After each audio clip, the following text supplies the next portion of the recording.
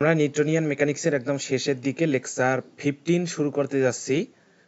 আজকে মূলত টর্ক নিয়ে আলোচনা করব, আর রকেট নিয়ে আমাদের কিছু অংশ বাকি আছে। রকেট নিয়ে আর একটা লেকচার দেবো আমি, ওটাই দিলে আর কি নিউটনিয়ান মেকানিক্স আমাদের পুরোটাই শেষ।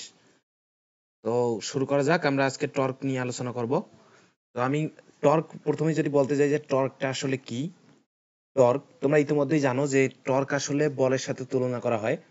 অর্থাৎ আমরা যদি এই জিনিসটা এইভাবে একটু নেই যে রৈখিকে তোমার যেটা বল, কৌণিকে কৌণিকে সেটা কি, কৌণিকে কিন্তু সেটা টর্ক। ঠিক আছে, রৈখিকে যেটা তোমার বল, কৌণিকে সেটা টর্ক। টর্ক এটাকে আমরা টর্ক বলি। ঠিক আছে, টর্ক টাউ দ্বারা প্রকাশ করা হয়। এই সাইনটার নাম হচ্ছে টাউ। তো এটা তো গেল রৈখিক। আচ্ছা, বল কি কাজ করে? রৈখিকের বেলায় বল কাজ করে তোমার কি জন্য কাজ করে? এটা হচ্ছে তোমার স্থির বস্তু যদি হয়, বস্তু যদি স্থির হয়, স্থির বস্তুকে গতিশীল করে, স্থির বস্তুকে গতিশীল করে। আর সমবেগে তোমার নির্দিষ্ট একটা বেগ নিয়ে চলমান বস্তুর বেগ বৃদ্ধি করে। ঠিক আছে, অর্থাৎ স্থির থেকে গতিশীল করে। আর একটা হলো, মনে করো তোমার নির্দিষ্ট একটা বেগ ছিল ইউ, সেটাকে তোমার ভি বেগে নিয়ে যাবে। ঠিক আছে, ইউ ভি বেগে নিয়ে যাবে, অর্থাৎ বেগের পরিবর্তন করতেছে। এখানেও তোমার বেগের পরিবর্তন, এই স্থির থাকাকালীন ইউ ছিল 0। ঠিক আছে, তো এখানেও তোমার বেগের পরিবর্তন, এখানেও বেগের পরিবর্তন। তো এখানে তোমার যেটা আলটিমেটলি যেটা তোমার রেজাল্ট আসতেছে, এটা হলো তোমার ত্বরণ সৃষ্টি করতেছে। ঠিক আছে, ত্বরণ ত্বরণ সৃষ্টি করে। আর এই যে ত্বরণটা, এই ত্বরণটা আমরা কি রৈখিক ত্বরণ নামে চিনি। ঠিক আছে, রৈখিক ত্বরণ, ধরে নিন রৈখিক ত্বরণ। আর এখানে তোমার উল্টা। ঠিক আছে, উল্টা বলতে এখানে সেম কৌণিকের বেলায় কাজগুলো তোমার টর্ক, কৌণিকের যে কেসগুলো আছে সবগুলা কেস তোমার টর্কের আন্ডারে। এখন দেখো টর্কের বেলায় কি হয়। টর্ক তোমার ঘূর্ণন, অঘূর্ণনশীল বস্তুকে ঘূর্ণনশীল করে। অঘূর্ণনশীল বস্তু, মনে করো অঘূর্ণনশীল বস্তু আছে না, অঘূর্ণনশীল বস্তু এটাকে তোমার ঘূর্ণনশীল করবে। এটাকে কি করে? ঘূর্ণনশীল। আর তোমার নির্দিষ্ট একটা কৌণিক বেগে, নির্দিষ্ট কৌণিক বেগে ধরে নিলাম সেটা শুরুতে ছিল ওমেগা নট, ওমেগা নট বেগে মনে করো ঘুরতেছিল ওমেগা নট, তো সেটাকে তোমার ও ওমেগাতে নিয়ে যাবে। ঠিক আছে, অর্থাৎ নির্দিষ্ট একটা কৌণিক বেগে ঘূর্ণায়মান একটা তোমার বস্তুকে ও বেগটা চেঞ্জ করে, কৌণিক বেগটা ওমেগাতে নিয়ে যাবে। আলটিমেটলি আমি যেটা বলতে পারি, আমার ডিসিশন যেটা, সেটা হচ্ছে এখানে তোমার কৌণিক ত্বরণ সৃষ্টি হইতেছে। আচ্ছা, ত্বরণ,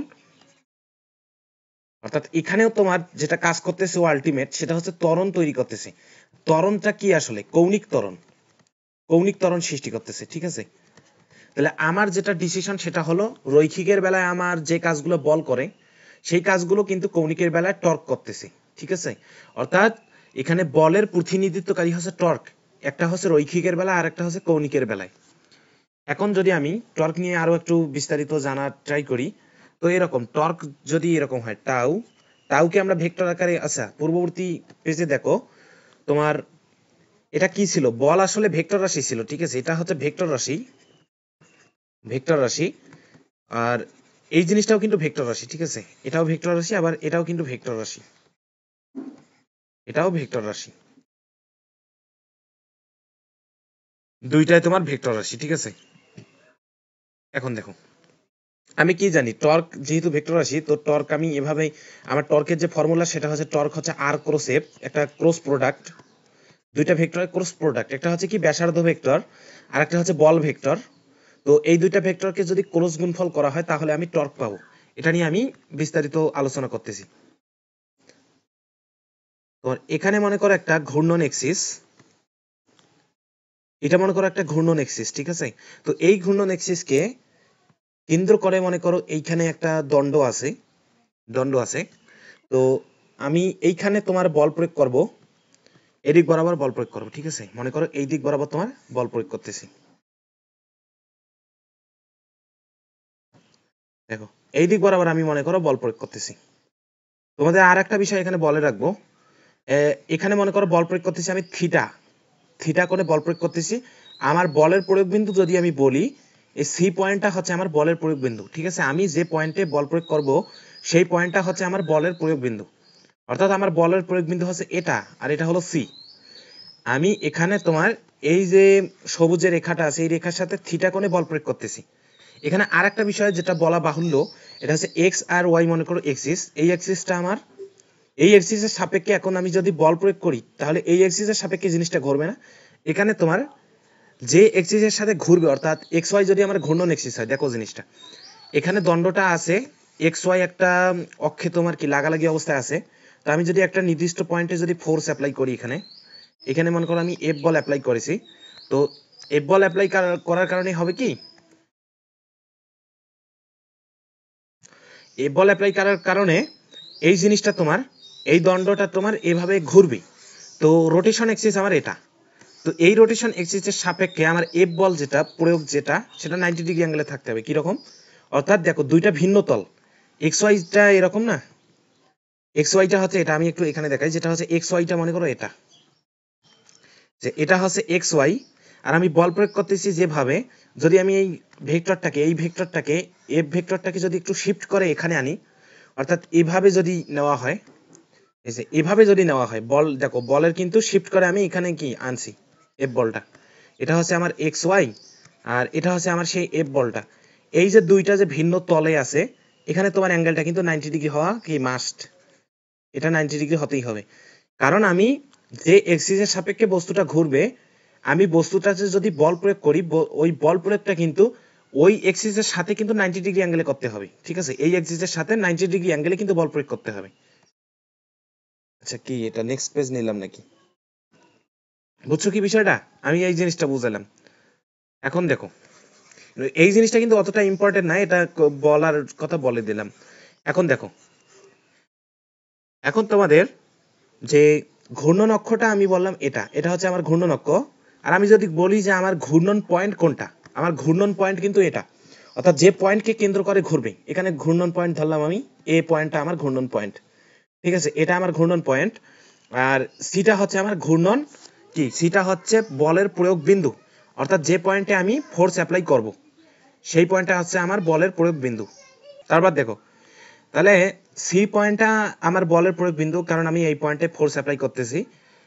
আর এই যে তোমার যে ঘূর্ণন অক্ষটা আছে, এই ঘূর্ণন অক্ষ থেকে তোমার বলের প্রয়োগ বিন্দু যে দূরত্ব, এই দূরত্বকে আমরা আর দ্বারা কি আইডেন্টিফাই করে ফেলি, এটা হচ্ছে আমার আর, ঠিক আছে। আর আর ভেক্টর যদি, এটা হচ্ছে শুধু আর এর মানটা, আর যদি ভেক্টর আকারে যদি লিখতে চাই, আরটাকে যদি ভেক্টর আকারে লিখি, তাহলে এরকম হবে, দেখো ঘূর্ণন অক্ষ থেকে বলের প্রয়োগ বিন্দুর দিকে কিন্তু আর ভেক্টরের দিক। আবার বলি, ঘূর্ণন অক্ষ থেকে বলের প্রয়োগ বিন্দুর দিকে, অর্থাৎ আর এর দিক হচ্ছে আমার এখান থেকে এই দিক বরাবর হচ্ছে আমার আর এর দিক, ঠিক আছে।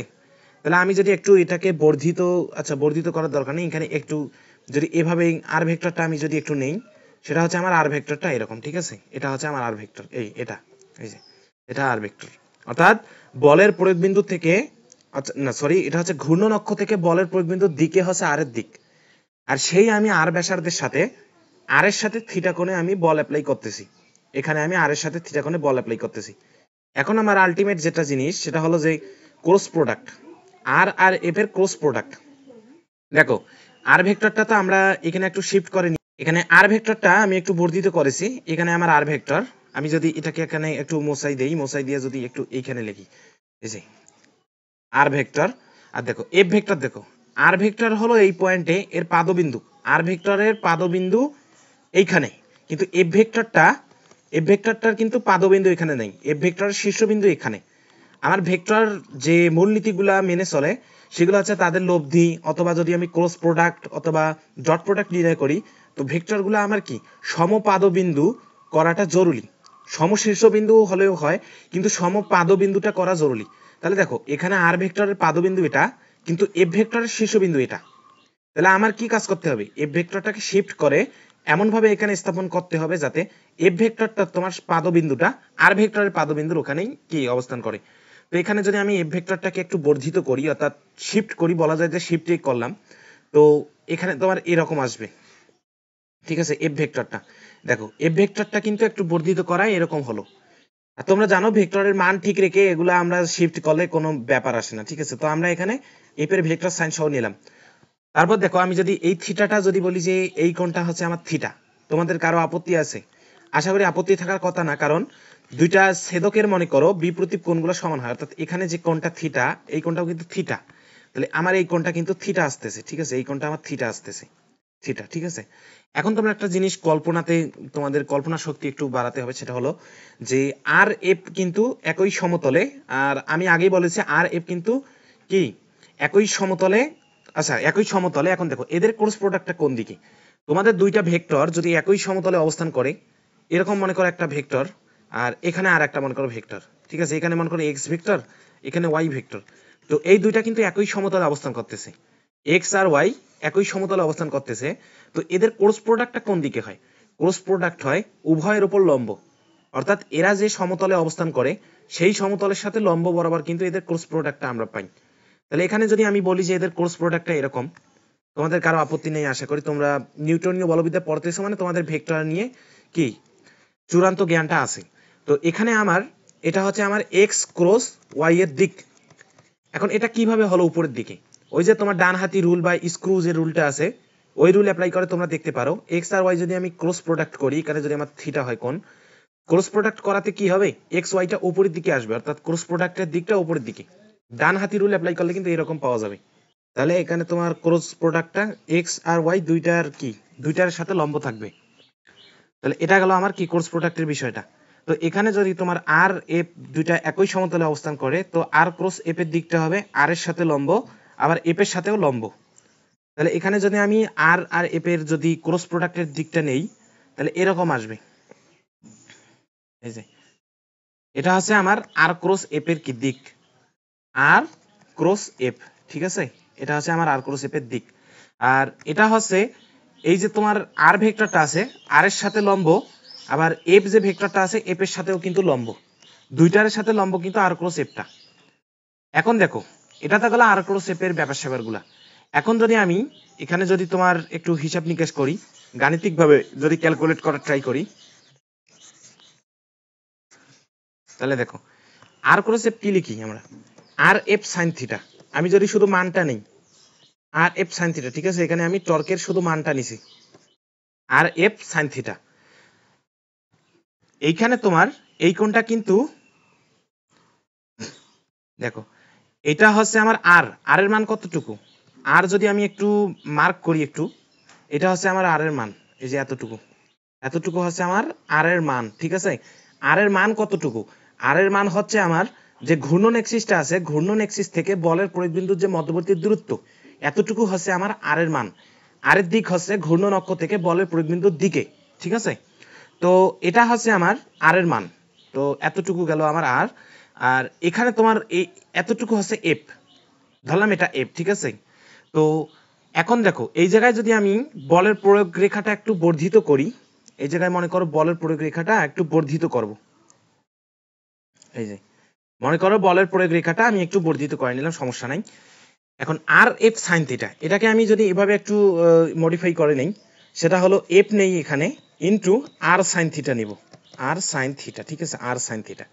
এখন দেখো তোমরা একটা জিনিস দেখো যে এতটুকু হচ্ছে আমার আর, এই যে যে অংশটুকু আছে অর্থাৎ এই যে এতটুকু হচ্ছে আমার আর, তো আর সাইন থিটা, আর সাইন থিটা কতটুকু হবে, ঠিক আছে। এখানে যদি আমি একটি লম্ব টানি, এই যে এখানে মনে করো একটা লম্ব টানলাম, ঠিক আছে, তোমরা জিনিসটা একটু ভালো করে দেখার ট্রাই করো।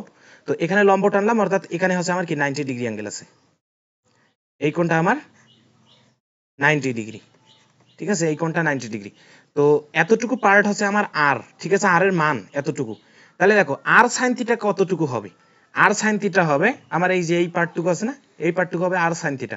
কারণ কি এই যে এই অংশটুকু, এটা হচ্ছে আমার একটা সমকোণী ত্রিভুজ, এই এটা হচ্ছে আমার সমকোণী ত্রিভুজ। তো সমকোণী ত্রিভুজ হওয়ায় এই কোণটা হচ্ছে আমার 90 ডিগ্রি।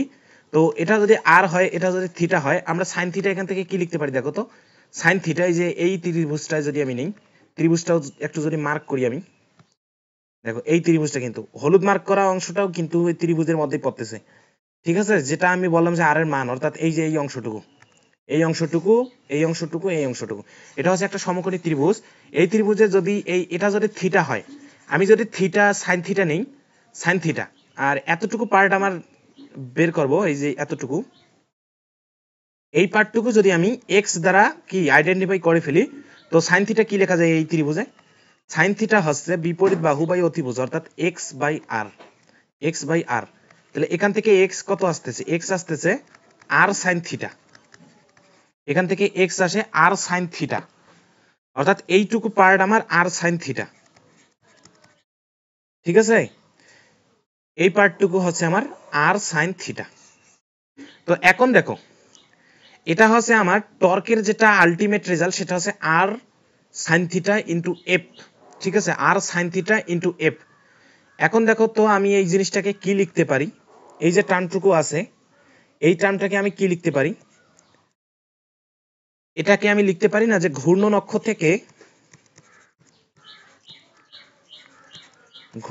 অক্ষ থেকে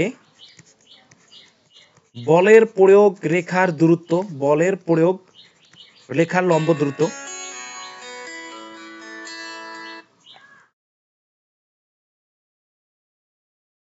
বলের প্রয়োগ রেখার লম্ব দূরত্ব। তাহলে কি লিখতে পারি, এটা হচ্ছে আমার আর আর সাইন থিটা হচ্ছে আমার ঘূর্ণন অক্ষ থেকে বলের প্রয়োগ রেখার লম্ব দূরত্ব। বলের প্রয়োগ রেখা কোনটা, বলের প্রয়োগ রেখা হচ্ছে আমার এইটা, অর্থাৎ যে রেখা বরাবর আমি বল প্রয়োগ করব, আমি বল প্রয়োগ করতেছি এই পয়েন্টে, কিন্তু কোন রেখা বরাবর বল প্রয়োগ করতেছি, যতদূর পর্যন্ত আমি এই রেখাটাকে বর্ধিত করতে পারবো পুরো রেখাটাই কিন্তু আমার বলের প্রয়োগ রেখা, ঠিক আছে, এইটা হচ্ছে আমার বলের প্রয়োগ রেখা। তো ঘূর্ণন অক্ষ হচ্ছে আমার এটা, আর এটা হচ্ছে কি, এটা হচ্ছে আর সাইন থিটা হচ্ছে এতটুকুকে আমি বলছি ঘূর্ণন অক্ষ থেকে বলের প্রয়োগ রেখা লম্ব দূরত্ব, অর্থাৎ এটা হচ্ছে বলের প্রয়োগ রেখা, এটা হচ্ছে ঘূর্ণন অক্ষ। ঘূর্ণন অক্ষ থেকে বলের প্রয়োগ রেখার এই লম্ব দূরত্ব হচ্ছে আমার এতটুকু, কারণ কি এটা আমি 90 ডিগ্রি অ্যাঙ্গেলে নিয়েছি, ঠিক আছে। তাহলে আর সাইন থিটা হচ্ছে আমার ঘূর্ণন অক্ষ থেকে বলের প্রয়োগ রেখার লম্ব দূরত্ব। তাহলে আমি কি এটা বলতে পারি না টর্কটা আসলে কি, দেখো তো, আর এফটা হচ্ছে কি আমার প্রয়োগকৃত বল এফটা, ঠিক আছে, প্রয়োগকৃত বল। তাহলে দেখো তো টর্কের এটাও একটা ফর্মুলা হইতে পারে, সেটা কি রকম, টর্ক হচ্ছে কি, দেখো টর্ককে আমরা কি লিখতে পারি, টর্ক হলো প্রয়োগকৃত বল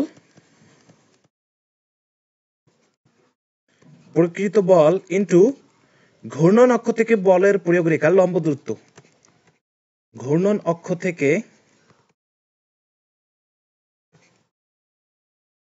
বলের প্রয়োগ রেখার লম্ব দূরত্ব,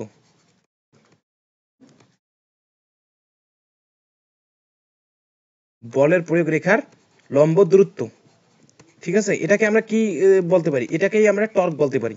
তাহলে আমি এই জিনিসটা বোঝানোর জন্যই কিন্তু এতক্ষণ বোঝাইলাম যে আসলে টর্কটা হচ্ছে মূলত যেটা আমরা বল প্রয়োগ করব, প্রয়োগকৃত বল এবং ঘূর্ণন অক্ষ থেকে তোমার বলের প্রয়োগ রেখার লম্ব দূরত্বটা হচ্ছে আমার টর্ক, ঠিক আছে।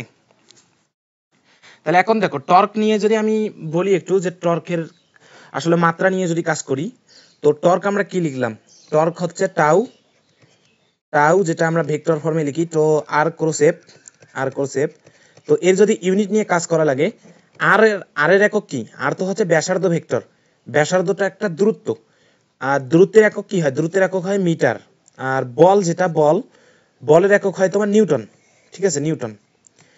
তাহলে এটা আমরা টর্কের যেটা ইউনিটটা এভাবে লিখতে পারি, ইউনিটটা হচ্ছে আমার নিউটন মিটার, ঠিক আছে, নিউটন মিটার। তো এটাকে যদি আমরা আরো ভেঙে ফেলি, দেখো বল হচ্ছে কি, বল হচ্ছে তোমার এম এ, ঠিক আছে, এম হচ্ছে কি ভরের একক কি কেজি, আর ত্বরণের একক হচ্ছে মিটার পার সেকেন্ড স্কয়ার, অর্থাৎ ত্বরণের একক মিটার পার সেকেন্ড স্কয়ার। তাহলে আলটিমেট যেটা আসতেছে সেটা হলো KG metre per second square. তো এটাকে আমরা কি নিউটন বলি না, এই জিনিসটাই কিন্তু নিউটন, এই জিনিসটাই আমার নিউটন। তো এখানে আমি নিউটনের জায়গায় যদি ওটা দেই, সেটা হলো কেজি, এটা ভেঙে লিখতেছি just, KG metre per second square into metre. তাহলে এখান থেকে কি আসতেছে দেখো, এখান থেকে যেটা আসতেছে সেটা হলো KG metre square second inverse 2, এটা হচ্ছে আমার টর্ক, ঠিক আছে, এটা হচ্ছে টর্কের ইউনিট, এটা হচ্ছে ভাঙানো ইউনিট। আমরা কিন্তু এই ইউনিটটাও লিখতে পারি যে নিউটন মিটারটাও হচ্ছে টর্কের একটা ইউনিট। আবার দেখো এখন যদি আমি একটু মাত্রা নিয়ে কাজ করি, মাত্রা তো তোমরা ইজি, জাস্ট যে কোনটার জন্য কি ইউজ করা হয় এটা দিলেই হয়ে যাবে। তো দেখো আমরা যে ভাঙানো ইউনিটটা যেটা নিলাম সেটা হচ্ছে টর্কের ইউনিট হচ্ছে KG metre square per second inverse 2। এখানে দেখো ভরের আমরা মাত্রাটাকে কি দিই, টর্কের মাত্রা যদি এইভাবে লেখা যায় যে টর্ক, এটার মাত্রা যদি আমরা নেই, তো কি আসতেছে দেখো, কেজি এর তোমার যদি ভরকে মাত্রায় নিতে চাও তাহলে বড় হাতের এম দেওয়া লাগবে। আর এটা হচ্ছে মিটার, মিটারকে যদি তোমরা মাত্রায় প্রকাশ করতে চাও তো বড় হাতের এল এর উপর স্কয়ার। আর এস হচ্ছে সময়, এটাকে আমরা টি, বড় হাতের টি ইনভার্স 2। তাহলে এটা আমার আসতেছে টর্কের মাত্রা, ঠিক আছে, এটা আমার টর্কের মাত্রা, ঠিক আছে। আমরা টর্কের যেহেতু মাত্রা নিলাম, এখানে তোমার এটা না দিলেও হবে, এটা দেওয়া যাবে না, এটা না দিলেও হবে। তো টর্কের মাত্রা এখানে যে আমি থার্ড ব্র্যাকেট নিছি না, থার্ড ব্র্যাকেটে নেওয়া মানে এখানে তোমার টর্কের মাত্রা, ঠিক আছে, থার্ড ব্র্যাকেটে নেওয়া মানে টর্কের মাত্রা হচ্ছে এটা। আশা করি তোমরা জিনিসটা বুঝেছো। তাহলে টর্কের মাত্রা আমাদের কি মোটামুটি শেষ। এখন তোমাদের যেটা নিয়ে আমরা মূলত আলোচনা করব সেটা হচ্ছে দণ্ডের ভ্রামক বা টর্ক, ঠিক আছে, দণ্ডের ভ্রামক বা টর্ক, এই জিনিসটা নিয়ে আমরা একটু আলোচনা করি। দেখো তাহলে এখন দেখো দ্বন্দ্বের ভ্রামক, ঠিক আছে, নতুন টপিক, টর্কের মধ্যে এটা ইনক্লুড, কিন্তু এই জিনিসটা কিন্তু খুব মজার। সেটা হচ্ছে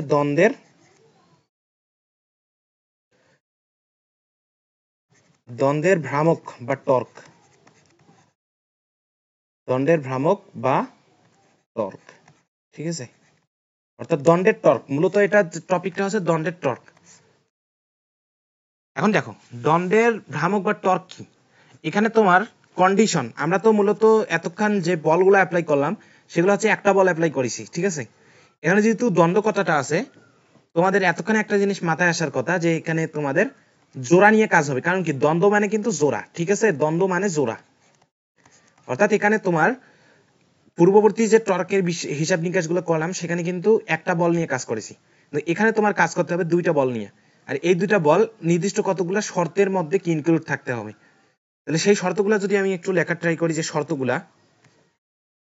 শর্তগুলা যদি নেই, সেটা হচ্ছে প্রথম যে শর্তটা সেটা হচ্ছে সমান মানের বল, সমান মানের বল, ঠিক আছে, সমান মানের বল, এটা হচ্ছে আমার প্রথম শর্ত। আর দ্বিতীয়ত হচ্ছে বিপরীতমুখী, বিপরীতমুখী, ঠিক আছে, সমান মানের বল, দ্বিতীয় শর্ত হচ্ছে বিপরীতমুখী। এখন তোমরা বিপরীতমুখী বলতে কি বোঝো আসলে? বিপরীতমুখী হওয়ার কিন্তু দুইটা কেস হইতে পারে, আমি জানি না তোমরা বিপরীতমুখী জিনিসটা কিভাবে নাও। সেটা হচ্ছে বিপরীতমুখী হতে হবে 180 ডিগ্রি অ্যাঙ্গেলে থাকতে হবে, ঠিক আছে, 180 ডিগ্রি অ্যাঙ্গেলে বলগুলা থাকতে হবে, দুইটা বল কিন্তু 180 ডিগ্রি অ্যাঙ্গেলে থাকতে হবে। আর 180 ডিগ্রি অ্যাঙ্গেলে থাকতে গেলে তোমার দুইটা কেস হইতে পারে, একটা হইলো কি তোমার সমান্তরাল, সমান্তরাল এটা একটা হইতে পারে, আর আরেকটা হইতে পারে কি উপরিপাতিত। এই দুইটা কেসে কিন্তু 180 ডিগ্রি সম্ভব, উপরিপাতিত। দেখো প্রথমত বিপরীতমুখী মানে 180 ডিগ্রি অ্যাঙ্গেলে থাকতে হবে, আর 180 ডিগ্রি অ্যাঙ্গেল মানে তোমার দুইটা কেস হইতে পারে, একটা হচ্ছে সমান্তরালে থাকতে পারে, আর একটা হচ্ছে উপরিপাতিত হইতে হবে। এরকম মানে দুইটা কেসের জন্য 180 ডিগ্রি সম্ভব। যেরকম ধরো যে এখানে তোমার মনে করো একটা বল আছে, আর এখানে তোমার আর একটা বল আছে, দুইটা বল কিন্তু পরস্পর সমান্তরালে চলতেছে। তো এখানে তোমার তাদের দিকটাও কিন্তু বিপরীত, একটা দিক হচ্ছে ডান দিক বরাবর, আর একটা দিক হচ্ছে বাম দিক বরাবর। সো এখানে তোমার অ্যাঙ্গেলটা আসতেছে 180 ডিগ্রি।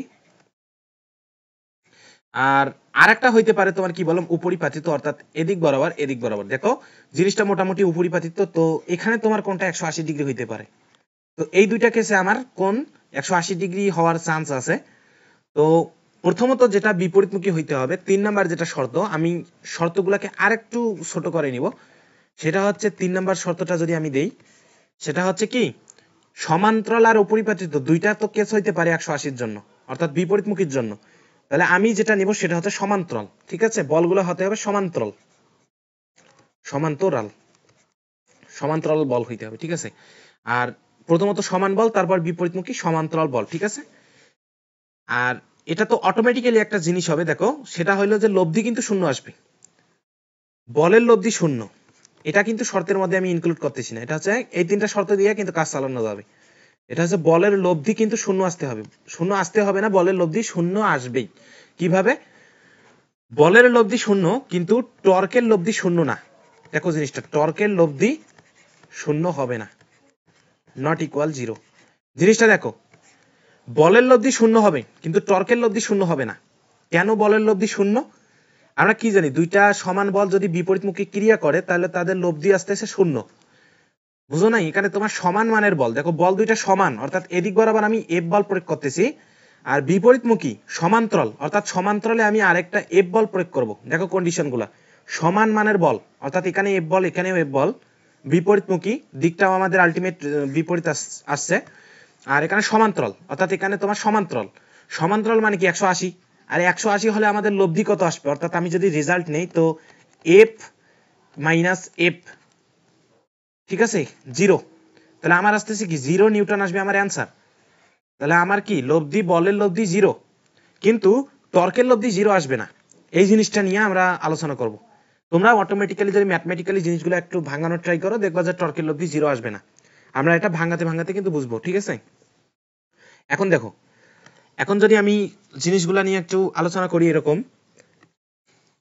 যে মনে করো এইখানে তোমার একটা বস্তু আছে, ঠিক আছে, একটা বস্তু, একটা নির্দিষ্ট একটা মনে করো শেপ নেই, আচ্ছা এইটা একটা মনে করো শেপ নিলাম, ঠিক আছে, এটা মনে করো আমার একটা শেপ নির্দিষ্ট। তো এই শেপটাতে আমি এখনো জানি না যে কোথায় বল প্রয়োগ করব, না আমি জানি কোথায় বল প্রয়োগ করব, কিন্তু বস্তুটা কোন অক্ষের সাপেক্ষে ঘুরবে এটা এখন পর্যন্ত জানি না, ঠিক আছে। আমি ধরলাম এইখানে আমি এফ বল প্রয়োগ করতেছি, এই পয়েন্টে আমার প্রকৃত বল হচ্ছে আমার এফ, এখানে আমি এফ বল প্রয়োগ করব, ঠিক আছে, এই পয়েন্টে আমি এফ বল প্রয়োগ করতেছি, এফ বল। দেখো একটার দিক কিন্তু থিটা, তোমার এখানে তোমার যদি আমি এই পয়েন্টটা একটু নেই, কারণ আমরা যেহেতু কাজগুলো রেখা বরাবর করব, তো বস্তুর যে ফাংশনগুলো আছে ফাংশনগুলো এই রেখা বরাবর মনে ক্রিয়া করবে, ঠিক আছে। এটা হচ্ছে বড়, ধরে নাও এই রেখাটা তোমার এই বস্তুর প্রতিনিধিত্ব করতেছে, এই যে এই রেখাটা তোমার পুরো বস্তুর প্রতিনিধিত্ব করতেছে। তো এই রেখার সাথে আমি বল যে প্রয়োগ করেছি এখানে তোমার থিটা কোণে প্রয়োগ করেছি, আমার এইখানে কিন্তু কোণটা হচ্ছে থিটা, বল প্রয়োগ করেছি আমি থিটা কোণে।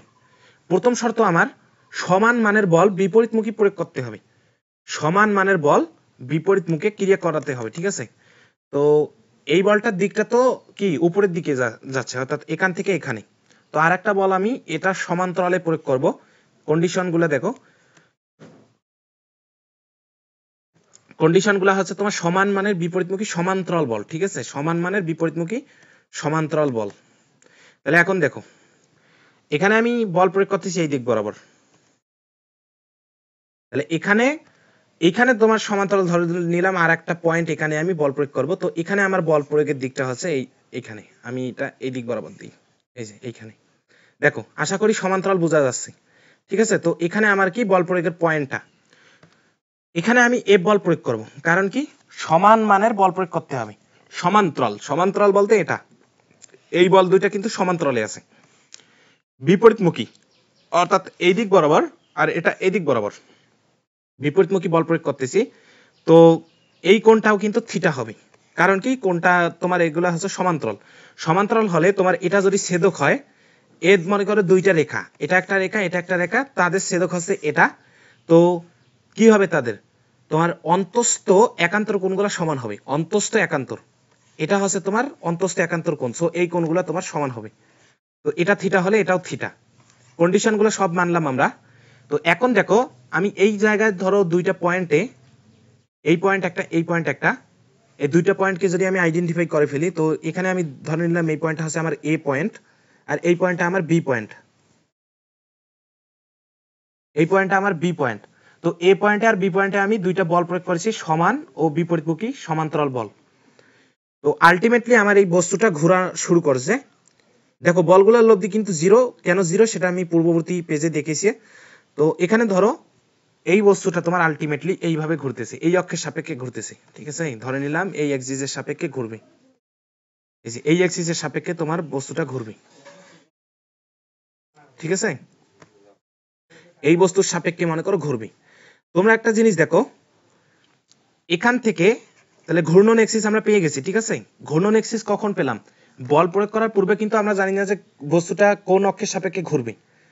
তো বল প্রয়োগ করার পর বস্তুটা নির্দিষ্ট একটা অক্ষকে কেন্দ্র করে ঘোরা শুরু করছে, তারপর আমরা কি অক্ষটা কোথায় অবস্থিত সেটা আমরা জানতে পারলাম।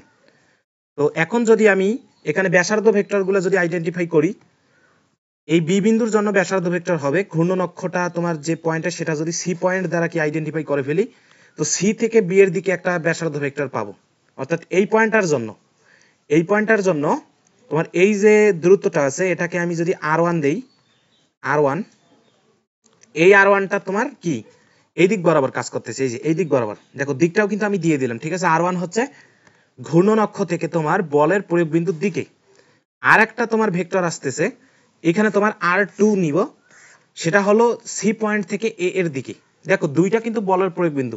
নরমালি বলের প্রয়োগ বিন্দু থাকে একটা, সেটা হলো এ। নরমালি তোমাদের টর্কে প্রয়োগ বিন্দু থাকে একটা, কিন্তু দ্বন্দ্বের টর্কে তোমার প্রয়োগ বিন্দু থাকবে দুইটা, একটা বি আর একটা এ। আর সি হচ্ছে আমার ঘূর্ণন অক্ষ এবং তোমার যে বস্তুর যে প্রতিনিধিত্বকারী রেখা যেখানে ছেদ করে সেটা। তো সেখান থেকে তোমার বি এর দূরত্বটা আমি নিলাম r1, আর এ থেকে সি এর দূরত্ব নিচ্ছি আমি r2। তো এখানে যদি আমার এই দূরত্বটা r2 হয়,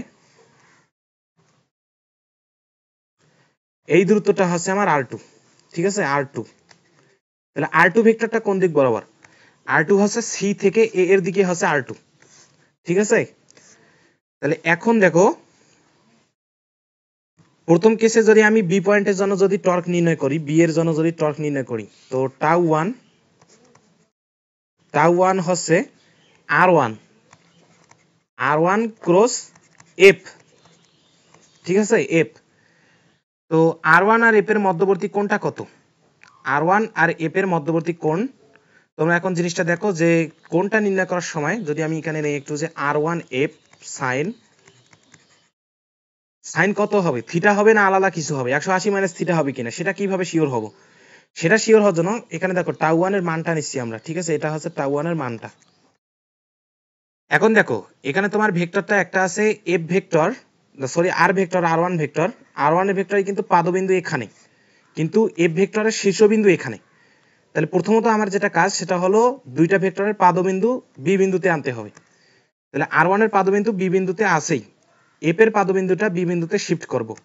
তাহলে ভেক্টরটাকে যদি একটু বর্ধিত করে দেই, এইভাবে যদি একটু বর্ধিত করে দেই, তো এটা আমার এফ ভেক্টর, এফ।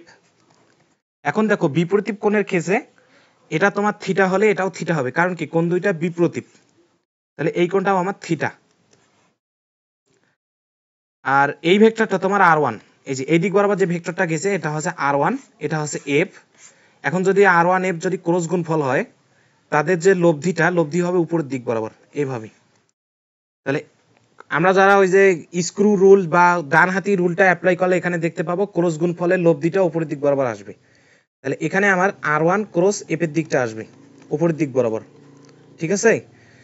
আর তাহলে এখানে তোমার দেখো r1 হচ্ছে এটা হচ্ছে r1, এটা হচ্ছে এফ, তাদের মধ্যবর্তী কোণ থিটা। তাহলে এখানে তোমার যেটা আসতেছে সাইন থিটা, এটা মান, ঠিক আছে। আমি যদি দিকটা একটু নেই যে এটার দিকটা কোন দিকে, তো উপরে আমি জাস্ট একটু লিখে রাখি যে এটা হচ্ছে উপরের দিকে টর্কের মানটা। কিন্তু এখানে আমি যে জিনিসটা নিয়ে কাজ করতেছি এটা হচ্ছে টর্কের মান, ঠিক আছে। তাহলে এই জিনিসটা আমার গেল টাউ1, এটা হচ্ছে টাউ1, ঠিক আছে। এখন তুমি যদি এ পয়েন্টটা নিয়ে কাজ করো, এই জিনিসটাকে কাট করে নেক্সট পেজে নেই।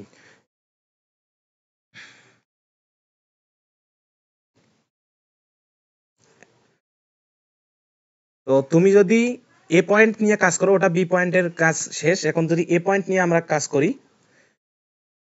এ পয়েন্ট নিয়ে যদি কাজ করি, দেখো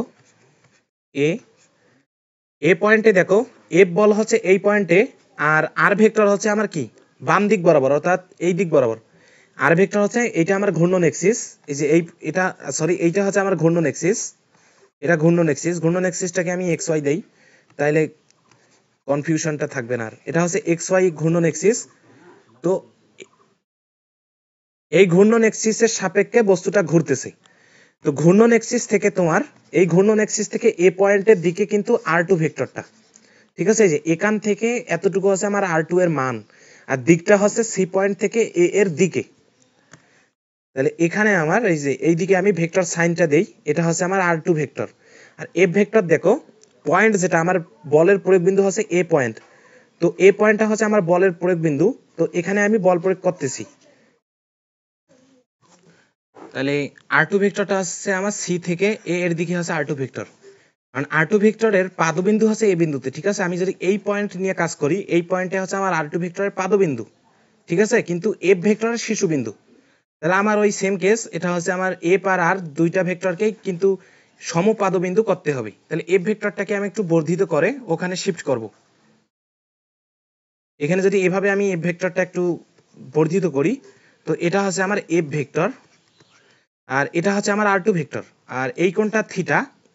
এই কোণটা যদি থিটা হয় তাহলে তার বিপরীত কোণটাও কিন্তু থিটা, তাহলে এই কোণটাও আমার থিটা আসতেছে। ঠিক আছে, এখন যদি আমি টাউ টু নেই, এটাকে যদি টাউ টু বলি, তো টাউ টু হচ্ছে দেখো এ পয়েন্টে কিন্তু ওই আর টু আর এফ ভেক্টর উভয়ের সাথে কিন্তু লম্ব বরাবর তোমার কি একটা ভেক্টর পাবো, সেটা হচ্ছে আমার আর টু। তাহলে আমার আর টু হচ্ছে এই দিক বরাবর উপরের দিকে। তোমরা জিনিসটা একটু ডান হাতি স্ক্রু রুল অ্যাপ্লাই করে দেখবা, যেটা হচ্ছে আর টু ক্রস এফ। ঠিক আছে, এই জায়গায় আমার যে ভেক্টরটা আসতেছে আর টু ক্রস এফ, এটা হচ্ছে টাউ টু। যদি নেই আমি, টাউ টু হচ্ছে আমার উপরের দিকে, কারণ দেখো এটা হচ্ছে আর টু আর এটা হচ্ছে এফ। যদি আমি ক্রস প্রোডাক্ট করি, এটা হচ্ছে আমার আর টু, এটা হচ্ছে এফ, ক্রস প্রোডাক্ট করলে কিন্তু উপরের দিকে হবে। তোমরা ডান হাতি রুলটা এখানে অ্যাপ্লাই করতে পারো। তো টাউ টু যদি হয় টাউ টু, তাহলে এ ভেক্টরটা হচ্ছে আমার আর টু ক্রস এফ। ঠিক আছে, আর টু ক্রস এফ। এখন দেখো আর টু ক্রস এফ কি আসতেছে, আর টু এফ সাইন থিটা, আর টু এফ সাইন থিটা। ঠিক আছে, আর টু এফ সাইন থিটা। তাহলে এখন এই জিনিসটা তোমার কি মান, এটা হচ্ছে আমার টাউ টু এর মান, আর এটা হচ্ছে আমার উপরের দিকে, উপরের দিকে। ঠিক আছে, উপরের দিকে, উপরে দিকটা নিলাম আর কি। দেখো উপরেটাও কিন্তু উপরের দিকে ছিল, আর এখানে যে তোমার টাউ ওয়ান যেটা, এটা হচ্ছে টাউ ওয়ান, টাউ ওয়ানটাও কিন্তু উপরের দিকে, টাউ টুটাও উপরের দিকে। এখন এখানে তোমাদের একটু কল্পনা শক্তি বাড়াতে হবে। সেটা হলো, আমি দেখো পূর্ববর্তী পেজে কি করেছি, এই জিনিসটা দেখো, এফ আমরা নিব এখানে আর ওয়ান সাইন থিটা একদিকে নিব।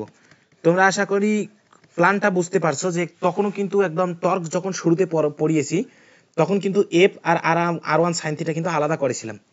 আর এখানে আমি টাউ টু কত পেয়েছি, টাউ টু যেটা আমার মান, সেটা হচ্ছে টাউ টু এর মানটা কত পেয়েছি, সেটা হচ্ছে এফ ইন্টু আর টু সাইন থিটা। আমি আলাদা করে নিব আর টু সাইন থিটা। কেন দেখো, এটা হচ্ছে তোমার নেক্সট, এই যে এটা হচ্ছে আমার টাউ টু, টাউ টু এটাকে আমি যদি আলাদা করি, যেটা হচ্ছে এফ ইন্টু আর টু সাইন থিটাকে আমি আলাদা করে নিব, আর টু সাইন থিটা। ঠিক আছে, দেখো এফ ইন্টু আর টু সাইন থিটা, দুইটাকে আলাদা করেছি।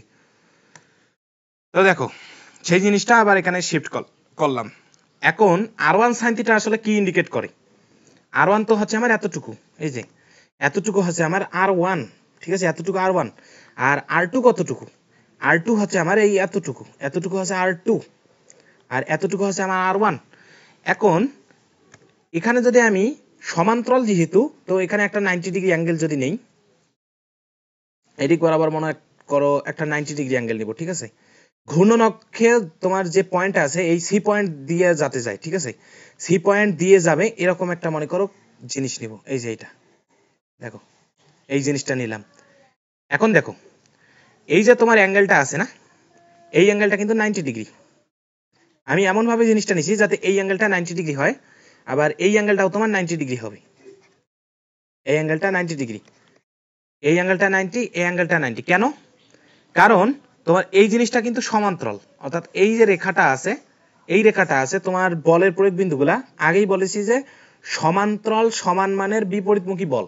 ঠিক আছে, অর্থাৎ এই বলগুলা তোমার সমান্তরাল।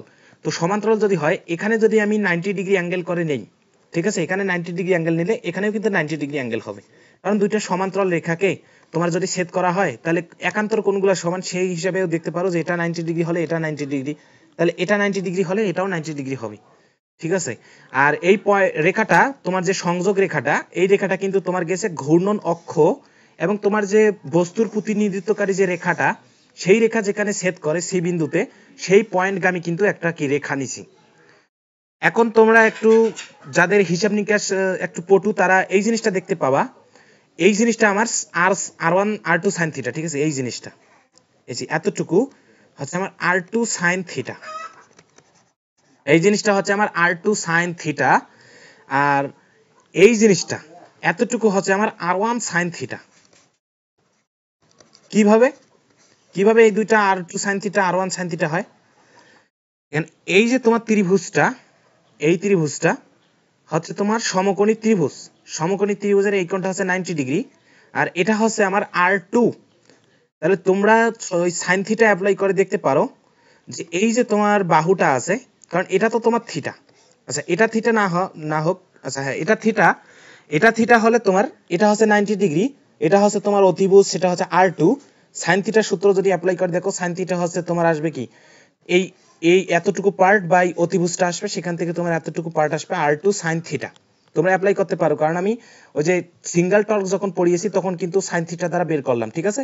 ঠিক সেমলি এই ত্রিভুজটা যদি নাও, যে এই ত্রিভুজটা তোমরা যদি নাও, তো এতটুকু আমার হচ্ছে থিটা, তো আর এতটুকু হচ্ছে আমার R1, তো এতটুকু আমার আসবে R1 সাইন থিটা, ঠিক আছে। এখন যদি আমি টর্কের লব্ধি নেই, আর দেখো আরেকটা জিনিস, যে সমান্তরাল যে দূরত্বটা, অর্থাৎ এই যে তোমার যে বল দুইটা আছে সমান্তরাল বিপরীতমুখী সমান মানের বল, তাদের ক্রিয়ারেখার মধ্যবর্তী যে লম্ব দূরত্ব, এই দূরত্বটাকে আমি ডি দিলাম, ঠিক আছে। এখান থেকে তোমার মনে করো দূরত্বটা ডি, এই দূরত্বটা হচ্ছে আমার ডি, এই দূরত্বটা আমার ডি, ঠিক আছে, ডি। অর্থাৎ সমান্তরাল সমান বিপরীতমুখী যে বলগুলো আছে তাদের যে মধ্যবর্তী দূরত্বটা, বলের ক্রিয়ারেখার মধ্যবর্তী লম্ব দূরত্ব, সেই দূরত্বটা হচ্ছে ডি। এখন দেখো তোমরা এখানে যদি টাউ 1 পেয়েছো, টাউ 2 পেয়েছো, তাদের দিক কিন্তু দুইটা কিন্তু উপরে, দেখো টাউ 1 এর দিকে উপরে ছিল, টাউ 2 এর দিকেও কিন্তু উপরে, ঠিক আছে। দেখো টাউ 1 এর দিকেও কিন্তু উপরে, আবার টাউ 2 এর দিকেও কিন্তু উপরে। তাহলে এখন যদি আমি লব্ধি টর্ক নেই, এখানে যদি আমি লব্ধি টর্ক যদি নিতে চাই, তো লব্ধি টর্ক হবে টাউ হচ্ছে টাউ 1 প্লাস টাউ 2, দুইটাই উপরের দিকে। দেখো দুইটার দিক সেম, অর্থাৎ দুইটাই উপরের দিকে হওয়ায় আমি এটা কি আলটিমেটলি সরাসরি যোগ করে দিতে পারি, কারণ দুইটা ভেক্টর, টাউ 1 একটা ভেক্টর, টাউ 2 একটা ভেক্টর, দুইটা ভেক্টর একই দিকে, সো তাদের লব্ধি আলটিমেট আমি একদম যোগ করে দিতে পারি। তো টাউ 1 আমি যেটা পেয়েছি সেটা হচ্ছে R1, আচ্ছা F into R1 sine theta, plus tau 2 পেয়েছি আমরা F into R2 sine theta, ঠিক আছে।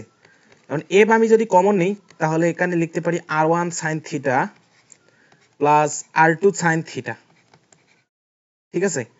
এখন দেখো তোমরা জিনিসটা, যে R1 sine theta R2 sine theta আসলে কি ইন্ডিকেট করতেছে। R1 সাইন থিটা আমার এতটুকু হচ্ছে আমার R1 সাইন থিটা, আর এই পয়েন্ট থেকে এই পয়েন্টের যে দূরত্বটা এটা হচ্ছে R2 সাইন থিটা। দুইটা যখন যোগ করব, দেখো এখান থেকে আমার আসতেছে R2 সাইন থিটা, আর এখান থেকে আসতেছে R1 সাইন থিটা। দুইটা যোগ করলে আমি যে বলের যে ক্রিয়ারেখাগুলো আছে তাদের যে লম্ব দূরত্ব ডি সেটা পাবো। তাহলে আমি সরাসরি ওটা লিখতে পারি, যে এখান থেকে লিখতে পারি এফ ইন্টু তাদের মধ্যবর্তী যে দূরত্ব সেটা হচ্ছে ডি। তাহলে টাউ এর যে আমরা মানটা পাবো সেটা হচ্ছে এরকম, এফ ইন্টু ডি। এখন এটা যদি আমি একটু ভাষায় লিখতে চেষ্টা করি, সেটা হচ্ছে এফ ইন্টু ডি, এটা হচ্ছে দণ্ডের টর্ক হচ্ছে কি প্রকৃত বল, আচ্ছা ভাষায় লিখি সেটা হচ্ছে, তাহলে টর্ক দণ্ডের টর্ক, এটা তো মূলত দণ্ডের টর্ক, ঠিক আছে, দণ্ডের টর্ক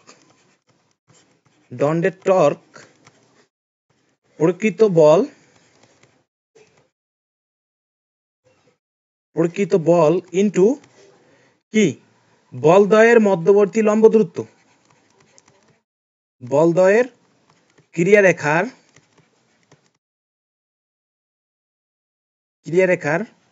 মধ্যবর্তী লম্ব দূরত্ব, ঠিক আছে। তাহলে এটা হচ্ছে আমার দণ্ডের টর্ক। তাহলে দণ্ডের টর্ক কি, প্রথমত আমরা দুইটা বল অ্যাপ্লাই করতেছি, তো যে কোনো একটা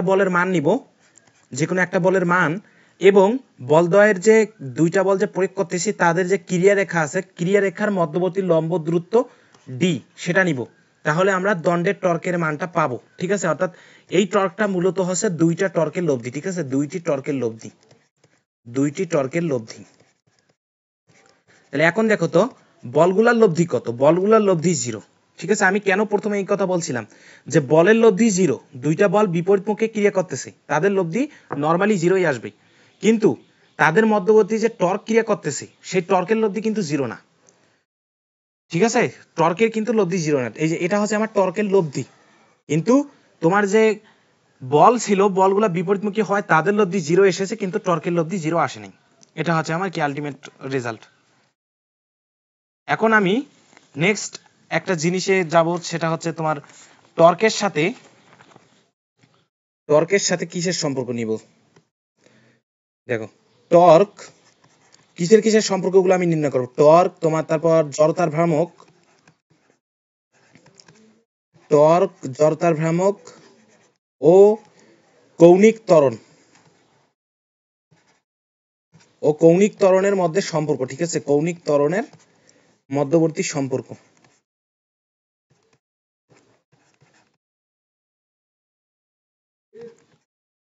এখন আমরা টর্ক, জড়তার ভ্রামক ও কৌণিক ত্বরণের মধ্যবর্তী সম্পর্ক দেখব। তো ধরে নাও একটা বস্তু নির্দিষ্ট একটা অক্ষকে কেন্দ্র করে ঘূর্ণায়মান।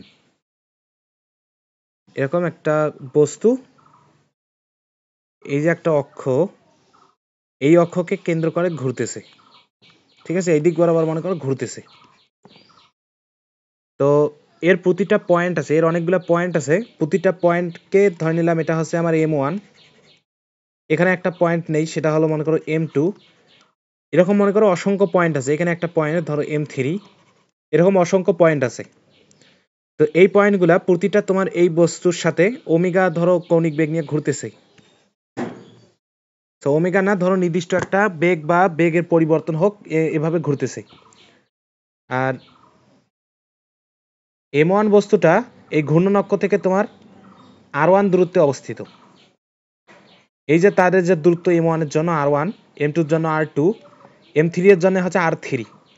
অর্থাৎ M1 এর জন্য এখানে দূরত্বটা হচ্ছে R1, M2 এর জন্য হচ্ছে R2, M3 এর জন্য হলো R3। এখানে ধরো এই M1 পয়েন্টে আমি একটা কি স্পর্শীয় বল প্রয়োগ করব, FT বল। স্পর্শীয় বল FT প্রয়োগ করব। তো স্পর্শীয় বলগুলা কি হয়? স্পর্শীয় বলগুলা ঘূর্ণন অক্ষ থেকে যে রেখাটা ওই পয়েন্টকে সংযুক্ত করে, সেই পয়েন্টের সাথে 90 ডিগ্রি অ্যাঙ্গেলে থাকে।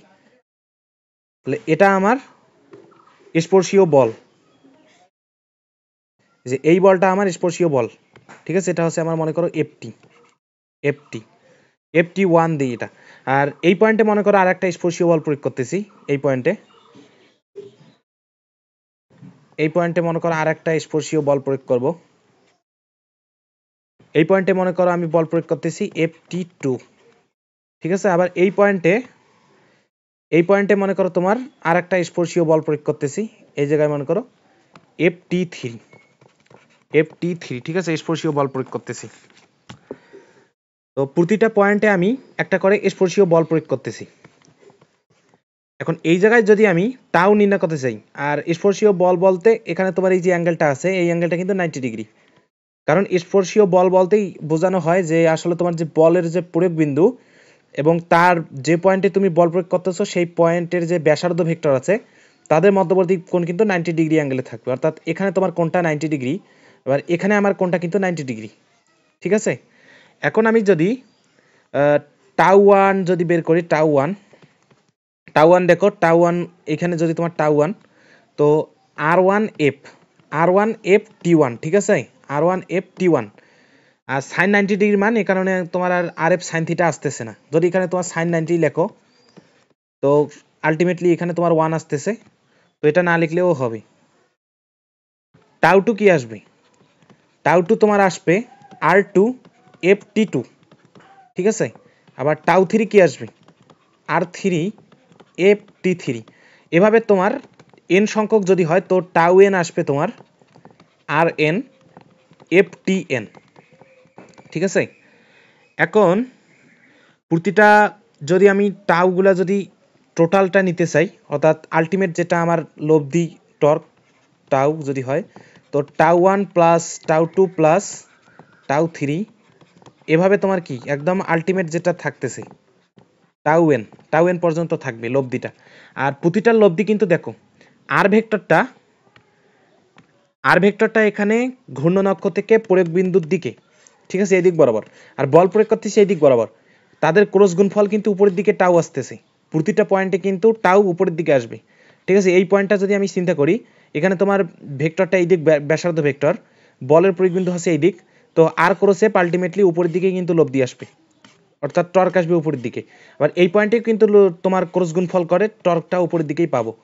তাহলে তোমার টর্কগুলো আমি এখানে সোজাসুজি যোগ করে দিতে পারি, কারণ কি সবগুলা টর্কেই কিন্তু উপরের দিক বরাবর ক্রিয়ারত আছে। তাহলে এখানে আমি লিখতে পারি R1 FT1 plus R2 FT2 plus R3 FT3, এভাবে তোমার ডট ডট ডট মনে করো RN FTN, ঠিক আছে? এটা আমার একদম আলটিমেট। তাহলে এখানে আমি কি লিখতে পারি, R1 F কে কি লিখতে পারি, M1 আলফা T1 লিখতে পারি না, আলফা T1। কারণ দেখো এফ হচ্ছে এই যে তোমার FT1 হচ্ছে স্পর্শীয় বল, স্পর্শীয় বলকে কি লিখতে পারি, M আলফা T, ঠিক আছে? আচ্ছা আলফা T না, এটা হচ্ছে তোমার AT, কারণ স্পর্শীয় ত্বরণ নিতে হবে। M1 ভরটা নিছি, অর্থাৎ যে পয়েন্টে আমি বল প্রয়োগ করতেছি সেই কণাটার ভর, এখানে আমি এই বস্তুতে বল প্রয়োগ করতেছি, তো এই কণাটার ভর হচ্ছে আমার M1 ইন্টু কি নেব, ত্বরণ, স্পর্শীয় বল, এই বলটাকে আমি বলতেছি স্পর্শীয় বল। আর স্পর্শীয় বলের সাথে তোমার কানেকশন কার থাকবে, স্পর্শীয় ত্বরণের থাকবে স্পর্শীয় বলের সাথে কানেকশন। তাহলে এখানে আমার আসতেছে AT1, ঠিক আছে? AT1। এভাবে তুমি R2 FT2 তে কি লিখতে পারো, M2 ইন্টু AT2, ঠিক আছে? কারণ এখানে তোমার স্পর্শীয় ত্বরণটা, আর আমি এগুলা আর লিখতেছি না, এভাবে ডট ডট দিলাম, ঠিক আছে? এগুলা তোমার আছে, এটা তোমরা বুঝে নাও। তাহলে এখানে তোমার R1 M1, আবার দেখো AT1 আমরা কি দ্বারা রিপ্লেস করব, আমরা কি জানি স্পর্শীয় ত্বরণ আর কৌণিক ত্বরণের মধ্যে যে একটা সম্পর্ক ছিল, এটি হচ্ছে আলফা ইন্টু আর, সেটা হচ্ছে কি বৃত্তীয় গতিতে যদি হয়, ঠিক আছে? বৃত্তীয় গতির বেলায় স্পর্শীয় ত্বরণ আর কৌণিক ত্বরণের মধ্যে সম্পর্ক হচ্ছে এটি হচ্ছে আলফা ইন্টু আর। তাহলে এ কেসে যদি নেওয়া হয় এটি বাই আরটাকে আমরা কি লিখতে পারি, আচ্ছা এটি হচ্ছে আলফা ইন্টু আর, ঠিক আছে? তাহলে দেখো এখানে প্রতিটা কণা তোমার যদি ধরো এই সিস্টেমটা তোমার আলফা কৌণিক ত্বরণে কি ঘূর্ণায়মান, আলফা কৌণিক ত্বরণে ঘূর্ণায়মান, আলফা কৌণিক ত্বরণে যদি ঘূর্ণায়মান হয়, প্রতিটা কণা কিন্তু আলফা কৌণিক ত্বরণে ঘুরতেছে, অর্থাৎ M1টাও আলফা কৌণিক ত্বরণে ঘুরতেছে, M2টাও আলফা কৌণিক ত্বরণে ঘুরতেছে এবং M3টাও আলফা কৌণিক ত্বরণেই ঘুরতেছে। অর্থাৎ স্পর্শীয় ত্বরণটা ভিন্ন হইতে পারে, কারণ কি দেখো এটি হচ্ছে আলফা ইন্টু আর, আলফা ইন্টু আর, এখানে আলফাটা প্রতিটা কণার জন্য কনস্ট্যান্ট, ঠিক আছে? এখানে যতগুলো কণা আছে প্রতিটা কণার জন্য কিন্তু আলফাটা কনস্ট্যান্ট, চেঞ্জ হইতেছে কি প্রতিটা কণার জন্য আর চেঞ্জ হইতেছে, আর চেঞ্জ হওয়াতে চেঞ্জ হবে তোমার স্পর্শীয় ত্বরণটা চেঞ্জ হবে, ঠিক আছে? অর্থাৎ আর চেঞ্জ হওয়াতে স্পর্শীয় ত্বরণটা চেঞ্জ হবে, কিন্তু আলটিমেটলি তোমার কৌণিক ত্বরণটা কনস্ট্যান্ট। প্রতিটা কণা এখানে তোমার যতগুলো কণা আছে, এই কণা বলো, এই পয়েন্ট বলো, এই পয়েন্ট বলো, প্রতিটা পয়েন্টের জন্য কিন্তু কৌণিক ত্বরণটা সেম, বিভিন্ন দূরত্বে অবস্থিত। অর্থাৎ এখানে যদি তোমার এই পরিধিতে একটা কণা কল্পনা করো, এই কণাটার জন্যও কিন্তু কৌণিক ত্বরণ ওই আলফাই, কিন্তু চেঞ্জ হবে তোমার স্পর্শীয় ত্বরণ। কারণ কি এখানে তোমার ঘূর্ণন অক্ষ থেকে তোমার দূরত্বটা চেঞ্জ হইতেছে, আরটা চেঞ্জ হওয়াতে তোমার স্পর্শীয় ত্বরণটা চেঞ্জ হবে। তাহলে এখান থেকে আমি যদি দেখো প্রতিটা এখানে alpha T1 alpha T2 alpha T3 এভাবে থাকতেছে, ঠিক আছে? তাহলে এখান থেকে যদি তোমার এটি আমরা আলফা আর যদি রিপ্লেস করি এইভাবে, তাহলে এখানে কি লিখবো দেখো M1 AT1 কে কি লিখবো, আলফা 1 R1 লিখবো কি না, আলফা R1 লিখবো। কারণ দেখো আলফা কিন্তু কনস্ট্যান্ট, আলফা 1 দেওয়া যাবে না। এখানে R2 M2 ইন্টু AT2 বেলায় লিখবো আমরা আলফা R2, ঠিক আছে? এই যে আমরা সম্পর্কটা এখান থেকে নিচ্ছি, তো এইভাবে লিখলাম। তাহলে তারপর দেখো এখানে এখানে R1 এখানে R1 আছে, তাহলে আমরা কি লিখতে পারি, M1 alpha R1 square plus এখানে লিখতে পারি আমরা M2 আলফা R2 স্কয়ার, ঠিক আছে? এইভাবে আমরা লিখতে পারি। তারপর আমরা যদি নেক্সট পেজে নেই জিনিসটা,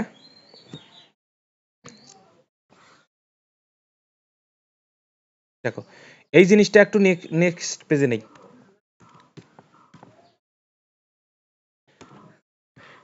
তাহলে এটা আমার কি, এটা হচ্ছে লব্ধি টর্ক নিয়ে আমরা কাজ করতেছি, ঠিক আছে? তো এখানে আমি আলফাটা কমন নেই, ঠিক আছে? আলফা দেখো প্রতিটা পয়েন্টে আলফা আছে, প্রতিটা পয়েন্টের জন্য আলফা সেম, তো এখানে তোমার M1 R1 স্কয়ার আসতেছে, এখানে তোমার আসতেছে M2 R2 স্কয়ার। এভাবে যদি আমি এবার পুরোটা নেই, সেটা হচ্ছে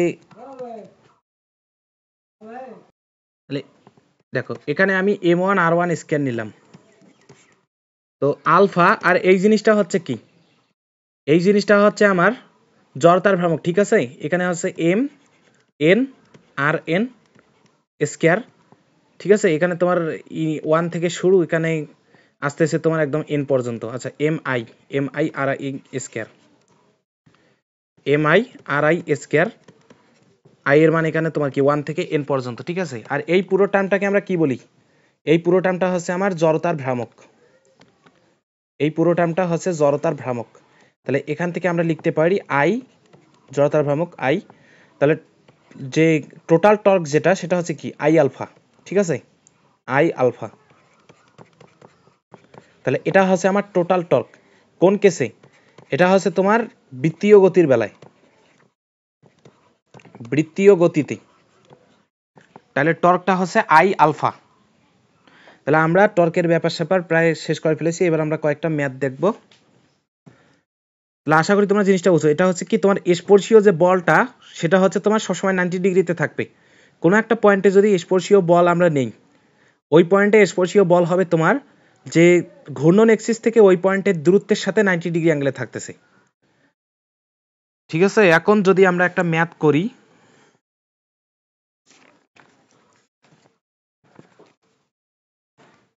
একটা ম্যাথ দেখো, ধরো একটা, এটা হচ্ছে ম্যাথের 1 নাম্বার ম্যাথ দিই, ম্যাথ 1। একটা রেঞ্জের দৈর্ঘ্যের সাথে, একটা রেঞ্জের দৈর্ঘ্য, ঠিক আছে, একটি রেঞ্জের দৈর্ঘ্য, একটি মনে করো রেঞ্জ, একটি রেঞ্জের দৈর্ঘ্যের সাথে 60 ডিগ্রি কোণে, 60 ডিগ্রি কোণে 6 নিউটন বল অ্যাপ্লাই করছি, ঠিক আছে, বল প্রয়োগ করছি।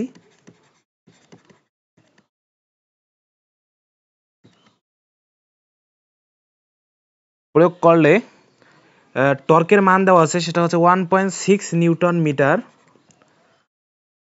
টর্ক তৈরি হয়।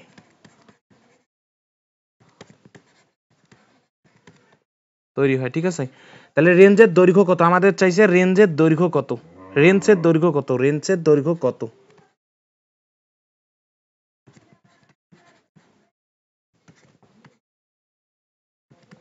রেঞ্জের দৈর্ঘ্য কত, ঠিক আছে। এখন দেখো একটা রেঞ্জ, এখানে তোমার রেঞ্জ,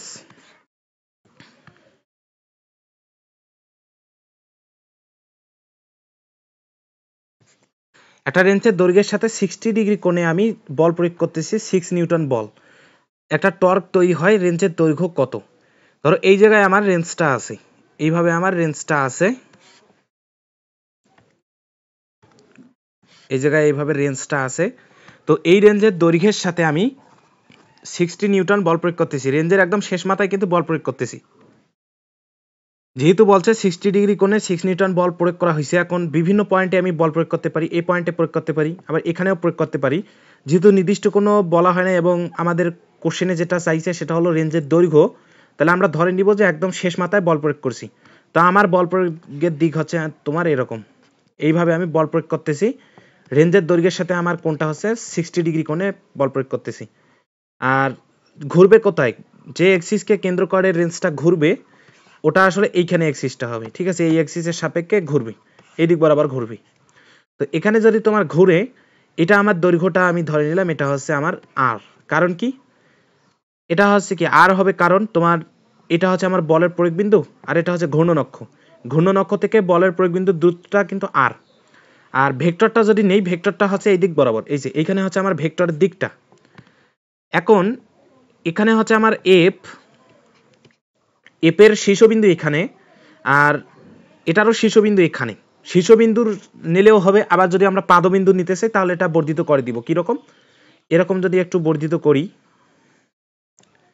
ধরো এফটা তোমরা যারা শীর্ষবিন্দু নিতে চাচ্ছ না তারা এভাবে যদি বর্ধিত করে দাও, এখানে মনে করো এফ, আর এখানে তোমার আরটাকে একটু বর্ধিত করে দিলাম আর, তাহলে এটা আমার আর ভেক্টর, আর এই ভেক্টরটা আমার এফ ভেক্টর। এটা বিপ্রতীপ কোণ হয়, এটা হবে 60 ডিগ্রি, কারণ এটা বিপ্রতীপ কোণ। তো টাউ আমরা কি জানি, টাউ হচ্ছে আর ক্রস এফ, আর ক্রস এফ। এখন যদি শুধু মান নেই তাহলে মান নিলে এরকম আসতেছে, সেটা হচ্ছে আর এফ সাইন থিটা, আর এফ সাইন থিটা, ঠিক আছে। তাহলে টাউ এর মানটা দেখো, টাউ এর মান হচ্ছে টর্ক হচ্ছে 1.6, এখানে তোমার আর দেখো আর কতটুকু, আমি যদি একটু মার্ক করি আর হচ্ছে আমার এতটুকু হচ্ছে আমার আর, এটা হচ্ছে আমার রেঞ্জের দৈর্ঘ্য। তাহলে আর আমরা জানি না, এফ জানি হচ্ছে 6 নিউটন, সাইন আমরা থিটাটা জানি সেটা হচ্ছে 60 ডিগ্রি। তাহলে এখান থেকে আমি যদি আর বের করতে পারি তাহলে আমাদের রেঞ্জের অ্যান্সারটা চলে আসতেছে, ঠিক আছে। তাহলে আর এখান থেকে আসবে এইভাবে 1.6/6 সাইন 60 ডিগ্রি। এটাই আমার মনে করো এভাবে তোমরা ক্যালকুলেটরে এটা ক্যালকুলেট করে নিবা। তাহলে এটা তোমার কি রেঞ্জের ম্যাথটা গেল। এবার যদি আর একটা ম্যাথ আমরা করার চেষ্টা করি, এটা 2 নাম্বার ম্যাথ দেই। একটি ভারী স্থির চাকাতে, ম্যাথটা এরকম, একটা ভারী স্থির চাকা, ঠিক আছে, স্থির চাকাতে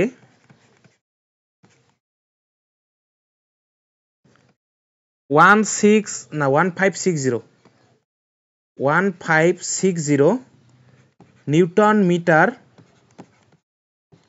টর্ক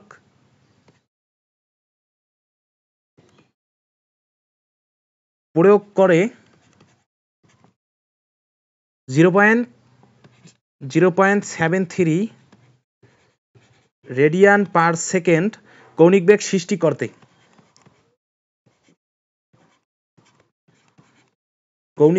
সৃষ্টি করতে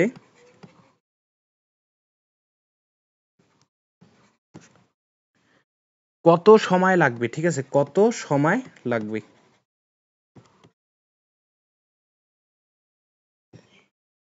চাকাটির জড়তার ভ্রামক দেওয়া আছে, ঠিক আছে, চাকাটির জড়তার ভ্রামক দেওয়া আছে। চাকাটির জড়তার ভ্রামক তোমাদের দেওয়া আছে, সেটা হলো চাকাটির জড়তার ভ্রামক হচ্ছে 9100 KG metre square, 9100 KG metre square, ঠিক আছে, এটা হচ্ছে চাকাটির জড়তার ভ্রামক। তাহলে এখন দেখো, একটি ভারী স্থির চাকাতে একটা টর্ক প্রয়োগ করা হয়েছে, হওয়ার পর এত স্থির চাকা, ঠিক আছে, স্থির থাকাকালীন তোমার টর্ক প্রয়োগ করে 0.73 রেডিয়ান পার সেকেন্ড কৌণিক বেগ সৃষ্টি করতে কত সময় লাগবে, জড়তার ভ্রামক দেওয়া আছে। এখন আমি যদি এখানে একটু এভাবে করি, টর্ক আসলে এটা একটা বৃত্তীয় গতি ব্যবস্থা। তো টর্কের দুইটা সূত্র আছে, একটা হচ্ছে আই আলফা, এটা আর একটা কি টর্কের যেটা ক্রস প্রোডাক্ট অনুযায়ী, এটা আমরা শুধু মান নেই, এখানেও তোমার যদি ভেক্টর আকারে লিখো তো আর এফ, আচ্ছা এখানেও যদি শুধু মানটা নেওয়ার ট্রাই করো, যদি মানটা নেই তাহলে আর এফ সাইন থিটা, এটা হচ্ছে শুধু মান, আর ভেক্টর সহ লিখলে এটা ওই যে ইটা ক্যাপটা দেওয়া লাগবে, ঠিক আছে। এখন দেখো, আর এখানে আমার জড়তার ভ্রামক রিলেটেড টার্ম আসতেছে, সো এই সূত্রটা এখানে আমার লাগতেছে না। আমাদের বুঝতে হবে যে কখন কোনটা অ্যাপ্লাই করতে হবে। এখানে দেখো তোমার জড়তার ভ্রামক দেওয়া আছে, তো এক্ষেত্রে আমার টর্কটা বের করা লাগতে পারে। আচ্ছা টর্কও দেওয়া আছে, তাহলে এখান থেকে আমরা আলফাটা বের করতে পারবো, কারণ কি আমাদের জড়তার ভ্রামকটা দেওয়া আছে, তাহলে এই সূত্রটা এখানে অ্যাপ্লাই করতে হবে। তো এখান থেকে আমি যদি আলফা বাইর করি তাহলে টাউ বাই আই, টাউ কত, টাউ হচ্ছে 1560, আর জড়তার ভ্রামক দেওয়া আছে 9100, ঠিক আছে। এখান থেকে আমি আলফা পাবো 0. আচ্ছা এখানে লিখি, আলফাটা কেন বের করতেছি এটাও বলতেছি। তাহলে 0.17143 রেডিয়ান পার সেকেন্ড স্কয়ার, এটা হচ্ছে আমার কৌণিক ত্বরণ, এই আলফাটা হচ্ছে আমার কৌণিক ত্বরণ পেলাম। কারণ কি দেখো, তোমাদের স্থির দেওয়া আছে, অর্থাৎ বস্তুটা শুরুতে তোমার স্থির ছিল, পরবর্তীতে নির্দিষ্ট একটা কৌণিক বেগ অর্জন করেছে। এখন আমরা এখান থেকে কৌণিক ত্বরণটা বের করে ফেললাম, কৌণিক ত্বরণটা আমরা যেহেতু বের করে ফেললাম, এখন আমরা সময়টা ইজিলি বের করতে পারবো। কিরকম, এখন যদি আমি এখানে ওই যে কৌণিক ত্বরণের কৌণিকের যে সূত্রগুলো আছে ওগুলো লিখি, সেটা হচ্ছে ওমেগা হচ্ছে কি, omega nought plus alpha t, এটা হচ্ছে কি ভি ইজ ইকুয়াল হচ্ছে ইউ প্লাস এটি এর মতো, এটার সাথে তোমরা তুলনা করো। ভি এটা হচ্ছে ইউ, ওমেগা নট দ্বারা আমি কৌণিক আদিবেগ বোঝাচ্ছি, আর এই ওমেগা দ্বারা বোঝাচ্ছি কৌণিক শেষ বেগ। আলফা এখানে তোমার কৌণিক ত্বরণ, আর এখানে তোমার এটা আসতেছে স্পর্শীয় ত্বরণ, ঠিক আছে, বা রৈখিক ত্বরণ। স্পর্শীয় ত্বরণটাও রৈখিক ত্বরণের একটা টাইপ, ঠিক আছে। তাহলে আমরা তুলনা করে জিনিসটা বুঝলাম।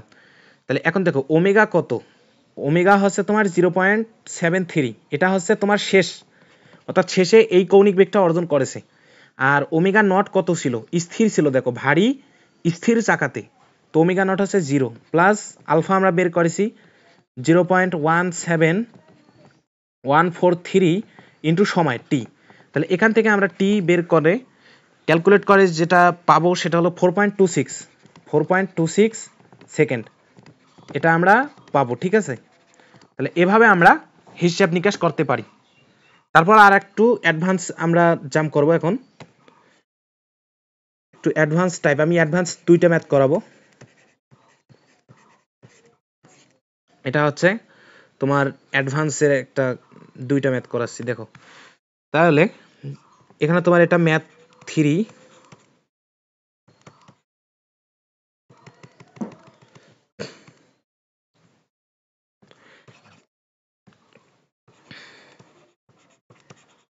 এটা হচ্ছে 3 নাম্বার ম্যাথ। তো ম্যাথটা হচ্ছে এরকম, 3 কেজি ভর ও 40 সেন্টিমিটার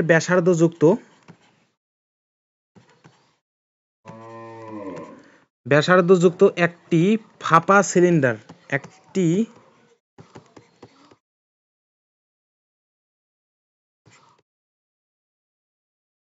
একটি ফাঁপা সিলিন্ডার এর ওপর সিলিন্ডারের ওপর দড়ি পেঁচানো হলো, ঠিক আছে, দড়ি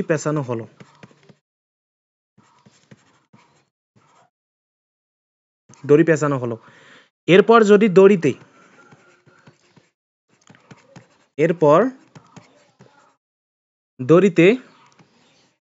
30 নিউটন বল প্রয়োগ করা হলো, বল প্রয়োগ করে টানা হলো, ঠিক আছে,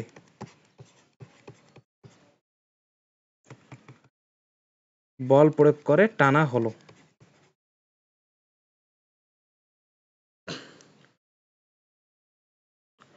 সিলিন্ডারটির কৌণিক ত্বরণ কত, ঠিক আছে, আলফা কত, আর তোমার দড়ির রৈখিক ত্বরণ কত, রৈখিক ত্বরণ আলফা টি কত, আচ্ছা এটি কত, এই জিনিসটা দেখো। তোমার মনে করো এরকম একটা সিলিন্ডার,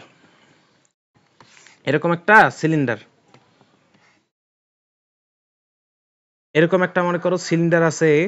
তো সিলিন্ডারটাকে আমরা কি করেছি, সিলিন্ডারটা এভাবে আছে, আর এই সিলিন্ডারটাকে আমরা একটা দড়ি দ্বারা পেঁচানো হয়েছে। এরকম মনে করো এখানে একটা রশি আছে, সেই রশি দ্বারা সিলিন্ডারটাকে আমরা এভাবে পেঁচানো হয়েছে আর কি, এইভাবে মনে করো পেঁচানো হয়েছে। আর এখানে তোমার এই শেষ দড়িটা এখানে আছে। তো এই দড়িতে আমি করছি কি, তোমার এই সিলিন্ডারটার ভর দেওয়া আছে, এটা হচ্ছে তোমার 30 কেজি ভর দেওয়া আছে, 3 কেজি ভর দেওয়া আছে। আর এখানে তোমার যে ব্যাসার্ধটা এতটুকু তোমার কত, এতটুকু তোমার দেওয়া আছে 40 সেন্টিমিটার, অর্থাৎ 0.4 মিটার, ঠিক আছে, 0.4 মিটার, এতটুকু আছে 0.4 মিটার ব্যাসার্ধ। ফাঁপা সিলিন্ডারটা কিন্তু আমার ফাঁপা, ওপর দড়ি পেঁচানো হলো। এরপর দড়িতে 30 নিউটন বল প্রয়োগ করা হয়েছে, অর্থাৎ এখানে যে তোমার আমি টান মারছি, এখানে টান মারছি, তো এখানে আমি 30 নিউটন বল প্রয়োগ করছি, এই জায়গায় 30 নিউটন বল প্রয়োগ করেছে, টানছি। তো এটা একটা কি বৃত্তীয় গতির মধ্যে পড়তেছে। তাহলে এখন আমরা টর্কের যে সূত্রগুলো জানি, টর্ক একটা হচ্ছে আই আলফা, আর একটা হচ্ছে আর ক্রস এফ। টর্কের তো 2টা সূত্র জানি, একটা হচ্ছে টাউ হচ্ছে আর ক্রস এফ। এখন এখানে তোমার কোনটা কত আসে, শুধু যদি মানটা নেই, আর এফ সাইন থিটা, এই কোনটা আমি 90 ডিগ্রি দিব। তোমাদের কারো আপত্তি আছে কি? আপত্তি থাকার কথা না, কারণ দেখো এখানে তোমার এইটা তো আমার কি রশি, এই রশি বরাবর আমি বল প্রয়োগ করতেছি, এফ বল, আর এটা হচ্ছে স্পর্শক বরাবর। কিসের স্পর্শক? এই যে তোমার যে সিলিন্ডারটা আছে, সিলিন্ডারটার স্পর্শক বরাবর এরকম আর কি জিনিসটা। এখানে তোমার যদি একটা স্পর্শক থাকে এভাবে, তো স্পর্শকটা এখানে তোমার যদি ঘূর্ণন এক্সিস হয়, এটা যদি আমার ঘূর্ণন এক্সিস হয়, তো ঘূর্ণন এক্সিস থেকে এটা যদি আমার ঘূর্ণন এক্সিস হয়, আচ্ছা ঘূর্ণন এক্সিসটা দৃশ্যমান করে দিই, ঠিক আছে। এটা যদি আমার ঘূর্ণন এক্সিস হয়, তো ঘূর্ণন এক্সিস থেকে আমার এই পয়েন্টটা এখানে কিন্তু 90 ডিগ্রি অ্যাঙ্গেল থাকবে, কারণ আমরা এই জিনিসগুলো এতবার পড়ছি যে এই কোণটা কিন্তু 90 ডিগ্রি হবে। একটা স্পর্শক, এটা তো হচ্ছে একটা স্পর্শক, এই জিনিসটা একটা স্পর্শক। সো একটা স্পর্শক যদি ঘূর্ণন এক্সিস থেকে যদি স্পর্শকের সংযোগ করা হয়, তো সংযোগ স্থলে তোমার 90 ডিগ্রি অ্যাঙ্গেল তৈরি করবে। আর 90 ডিগ্রি অ্যাঙ্গেল তৈরি করলে এখানে তোমার 90 আসতেছে, তাহলে আলটিমেটলি আমার এখানে আসতেছে আর এফ, এটা আমার আসতেছে টর্ক আসতেছে আর এফ। আর এখানে তোমার যে টর্কের মানটা সেটা হচ্ছে আই আলফা। তাহলে আমি এই দুইটা টার্ম সমান লিখতে পারি, ঠিক আছে। প্রথমত আমি শিওর যে এখানে তোমার 90 ডিগ্রি অ্যাঙ্গেলে থাকতেছে। তাহলে এখন আমি দ্বিতীয়ত এখানে টর্ক যেহেতু দুইটায়, তাহলে আই আলফা, আর এখানে লিখতে পারি আর এফ। এখান থেকে কি লিখতে পারি দেখো, এটা বলছে একটা সিলিন্ডার, ঠিক আছে, সিলিন্ডার। তো ফাঁপা সিলিন্ডারের জড়তার ভ্রামক আমরা কি জানি? ফাঁপা সিলিন্ডারের জড়তার ভ্রামক এম আর স্কয়ার, ঠিক আছে। এই জিনিসটা জরুরি নেই, আই আলফা হচ্ছে আর এফ। দেখো ফাঁপা সিলিন্ডারের জড়তার ভ্রামক হচ্ছে এম আর স্কয়ার, ফাঁপা সিলিন্ডারের জড়তার ভ্রামক ইন্টু আলফা, ঠিক আছে। আর এখানে তোমার আর ইন্টু এফ, আর এই যে আরটা আছে, এই আরটা কিন্তু এই আর, ঠিক আছে। একটা আর আমরা তাহলে ক্যান্সেল করে দিতে পারি, তো স্কয়ারটা ক্যান্সেল। এখানে তোমার কি আসতেছে, এম আর আলফা ইকুয়াল আসতেছে এফ। এখন আমাদের দেখো কি কি ডাটা দেওয়া আছে। প্রথমত ভর দেওয়া আছে, ব্যাসার্ধ দেওয়া আছে, ভর দেওয়া আছে। অর্থাৎ ডাটাগুলো যদি আমি এখানে নেই, সেটা হচ্ছে এম হচ্ছে 3 কেজি, এম হচ্ছে তোমার 3 কেজি, আর এখানে তোমার ব্যাসার্ধ আর হচ্ছে 0.4 মিটার, আর এফ হচ্ছে তোমার 30 নিউটন, ঠিক আছে। আমি এই ডাটাগুলো একটু এখানে নিয়ে যাব নেক্সট পেজে। আচ্ছা এটা বাদ দাও। তাহলে দেখো, তাহলে এখানে আমার এম আসতেছে আমার 3 কেজি, এম এর মানটা বসাবো আমি 3 কেজি, ইন্টু আর আসতেছে 0.4 মিটার, আর ইন্টু আলফা, আর এখানে এফ আসতেছে 30 নিউটন। তো এখান থেকে আমি আলফা ক্যালকুলেট করতে পারবো না। তাহলে আলফা কত আসতেছে, কৌণিক ত্বরণ 30, নিচে আসতেছে মনে করো 1.2, ঠিক আছে। তাহলে আলফা কত আসে, আলফা আসবে আমার 25 রেডিয়ান পার সেকেন্ড স্কয়ার, এটা আমার আলফা, ঠিক আছে। এই জিনিসটা আমার আলফা, কৌণিক ত্বরণ। এখন আমার দ্বিতীয়ত যেটা জানতে চাওয়া হয়েছে সেটা হলো, যদি আমি প্রিভিয়াসে যাই, এখানে দেখো কি জানতে চাওয়া হয়েছে, কৌণিক ত্বরণ আমরা বের করে ফেললাম। এখন বলছে স্পর্শীয় ত্বরণ, অর্থাৎ এই রশিটা কি ত্বরণে যাবে, স্পর্শীয় ত্বরণ কোনটা। প্রথমত তোমার এই বস্তুটা ঘুরতেছে, সিলিন্ডারটা দেখো, রশি পেঁচানো থাকলে আমি যদি টান মারি তাহলে কি রশিটা খুলে যাবে আর এটা ঘুরতে থাকবে, ঘুরতে থাকবে। তো এখানে তোমার কৌণিক ত্বরণ সৃষ্টি হবে, আর এই রশিটা একটা নির্দিষ্ট একটা ত্বরণে যাবে, অর্থাৎ রশিটাও কিন্তু নির্দিষ্ট একটা ত্বরণ প্রাপ্ত হবে। এই যে রশিটা আছে, প্রথমে দেখবা যে 2 মিটার পার সেকেন্ড বেগে রশিটা যাচ্ছে, কিছুক্ষণ পর দেখবা 4 মিটার পার সেকেন্ড বেগে রশিটা যাচ্ছে, অর্থাৎ এখানে তোমার একটা স্পর্শীয় ত্বরণ সৃষ্টি হবে, ঠিক আছে। তাহলে সেই স্পর্শীয় ত্বরণটা আমার কত আসবে সেটা আমরা এখন বের করব। সেটা হলো এরকম, আমরা জানি বৃত্তীয় গতির বেলায় স্পর্শীয় ত্বরণ ও কৌণিক ত্বরণের মধ্যে সম্পর্ক যেটা, সেটা হলো এটি হচ্ছে আলফা ইন্টু আর। তো এখান থেকে আমি যদি স্পর্শীয় ত্বরণটা বের করি, আলফার মান আমি জানি, আলফা হচ্ছে 25, আর এর মান জানি 0.4, এখান থেকে আমার আসতেছে 10 মিটার পার সেকেন্ড। স্পর্শীয় ত্বরণ একটা রৈখিক ত্বরণের ব্যাপার স্যাপার, এ কারণে ইউনিটটা মিটার পার সেকেন্ডে নিলাম, মিটার পার সেকেন্ড স্কয়ার, ঠিক আছে, কারণ এটা ত্বরণের ব্যাপার স্যাপার তো স্কয়ার। তাহলে আশা করি তোমরা এই ম্যাথটা বুঝেছো, যারা বুঝো নাই তারা এটা আরেকটু রিপিট করে দেখতে পারো, তাহলে আশা করি বুঝবা। এখন আমরা আরেকটা অ্যাডভান্স জিনিসপাতি দেখব, যেটা তোমাদের যাদের ইঞ্জিনিয়ারিং টার্গেট তাদের লাগবে। এই জিনিসটা আমাদের আজকের শেষ ম্যাথ, ঠিক আছে। তো এই ম্যাথটা আমরা এখন দেখার ট্রাই করব। এখানে মনে করো ম্যাথটা এরকম, এটা লাস্ট ম্যাথ, ম্যাথ 4।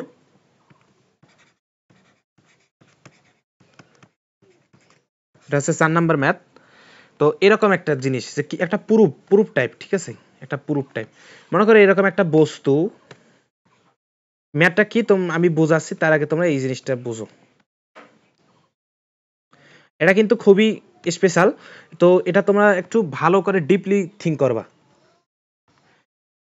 এখানে তোমার মনে করো একটা তলে বস্তুটা অবস্থান করতেছে, তলটা কিন্তু তোমার কি একটা বাধা আছে। কিরকম বাধা? এরকম মনে করো এরকম আছে না? তো এই পয়েন্টে আমার একটা কি ইয়া আছে, সিঁড়ির মতো আছে, সিঁড়ির মতো আছে এই পয়েন্টে, ঠিক এই পয়েন্টে সিঁড়ির মতো অবস্থান করতেছে এই পয়েন্টে। এই যে এরকম আছে জিনিসটা, এই যে এরকম দেখো।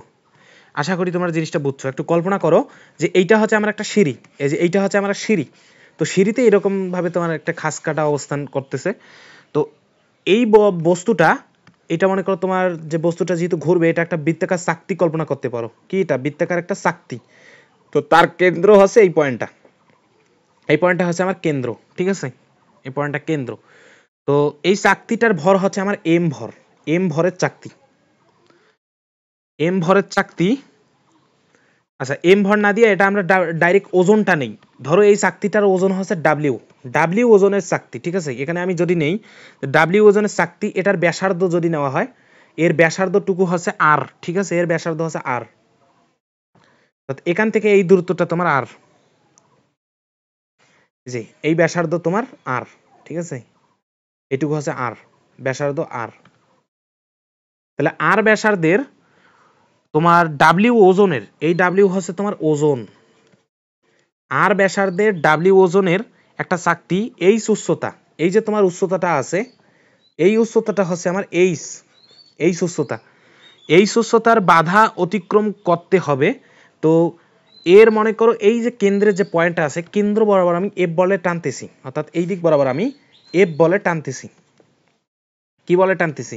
এফ বলে টানতেছি, ঠিক আছে, এফ বলে টানতেছি। ডাব্লিউ ওজনের আমার একটা চাকতি, চাকতি বা গোলক ধরো, ডাব্লিউ ওজনের গোলক, সমস্যা নেই, ডাব্লিউ ওজনের মনে করো গোলক, ঠিক আছে।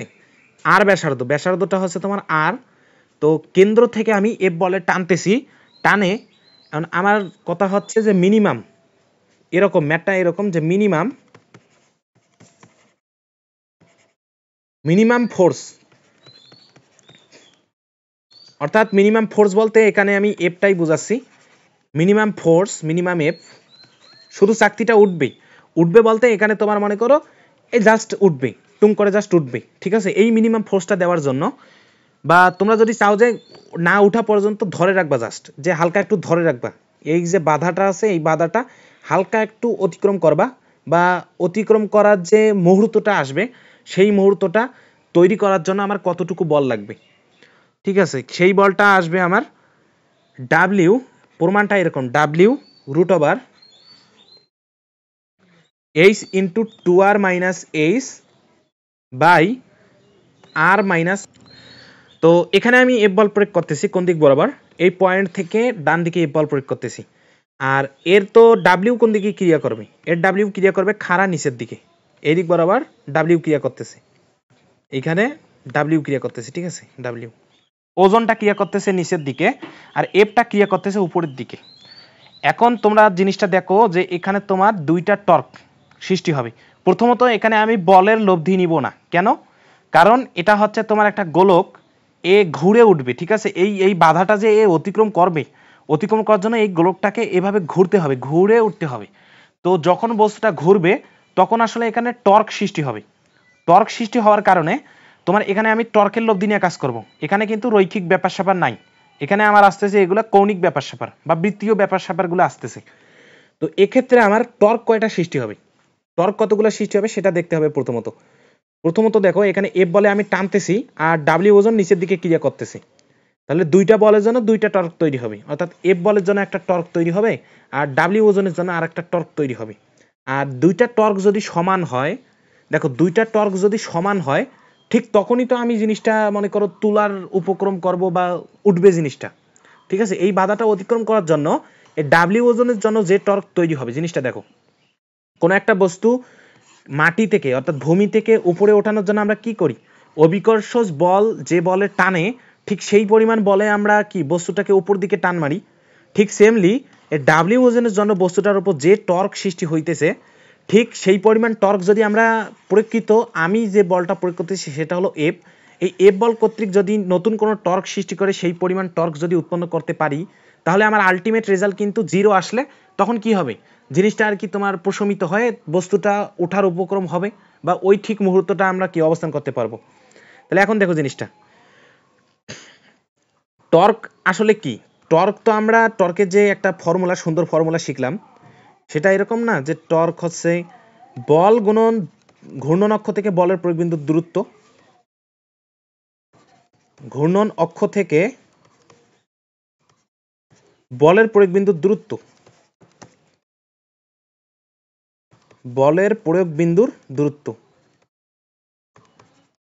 ঠিক আছে, টর্কের এটা একটা কি সুন্দর ফর্মুলা, সেটা হলো টর্ক হচ্ছে বল গুণন ঘূর্ণন অক্ষ থেকে বলের প্রয়োগ বিন্দুর দূরত্ব। এখন দেখো আমি যদি এই এফ বলটা নেই, আমার ঘূর্ণন এক্সিস কোথায়, কেউ কল্পনা করতে পারবা কি ঘূর্ণন এক্সিস কোথায়?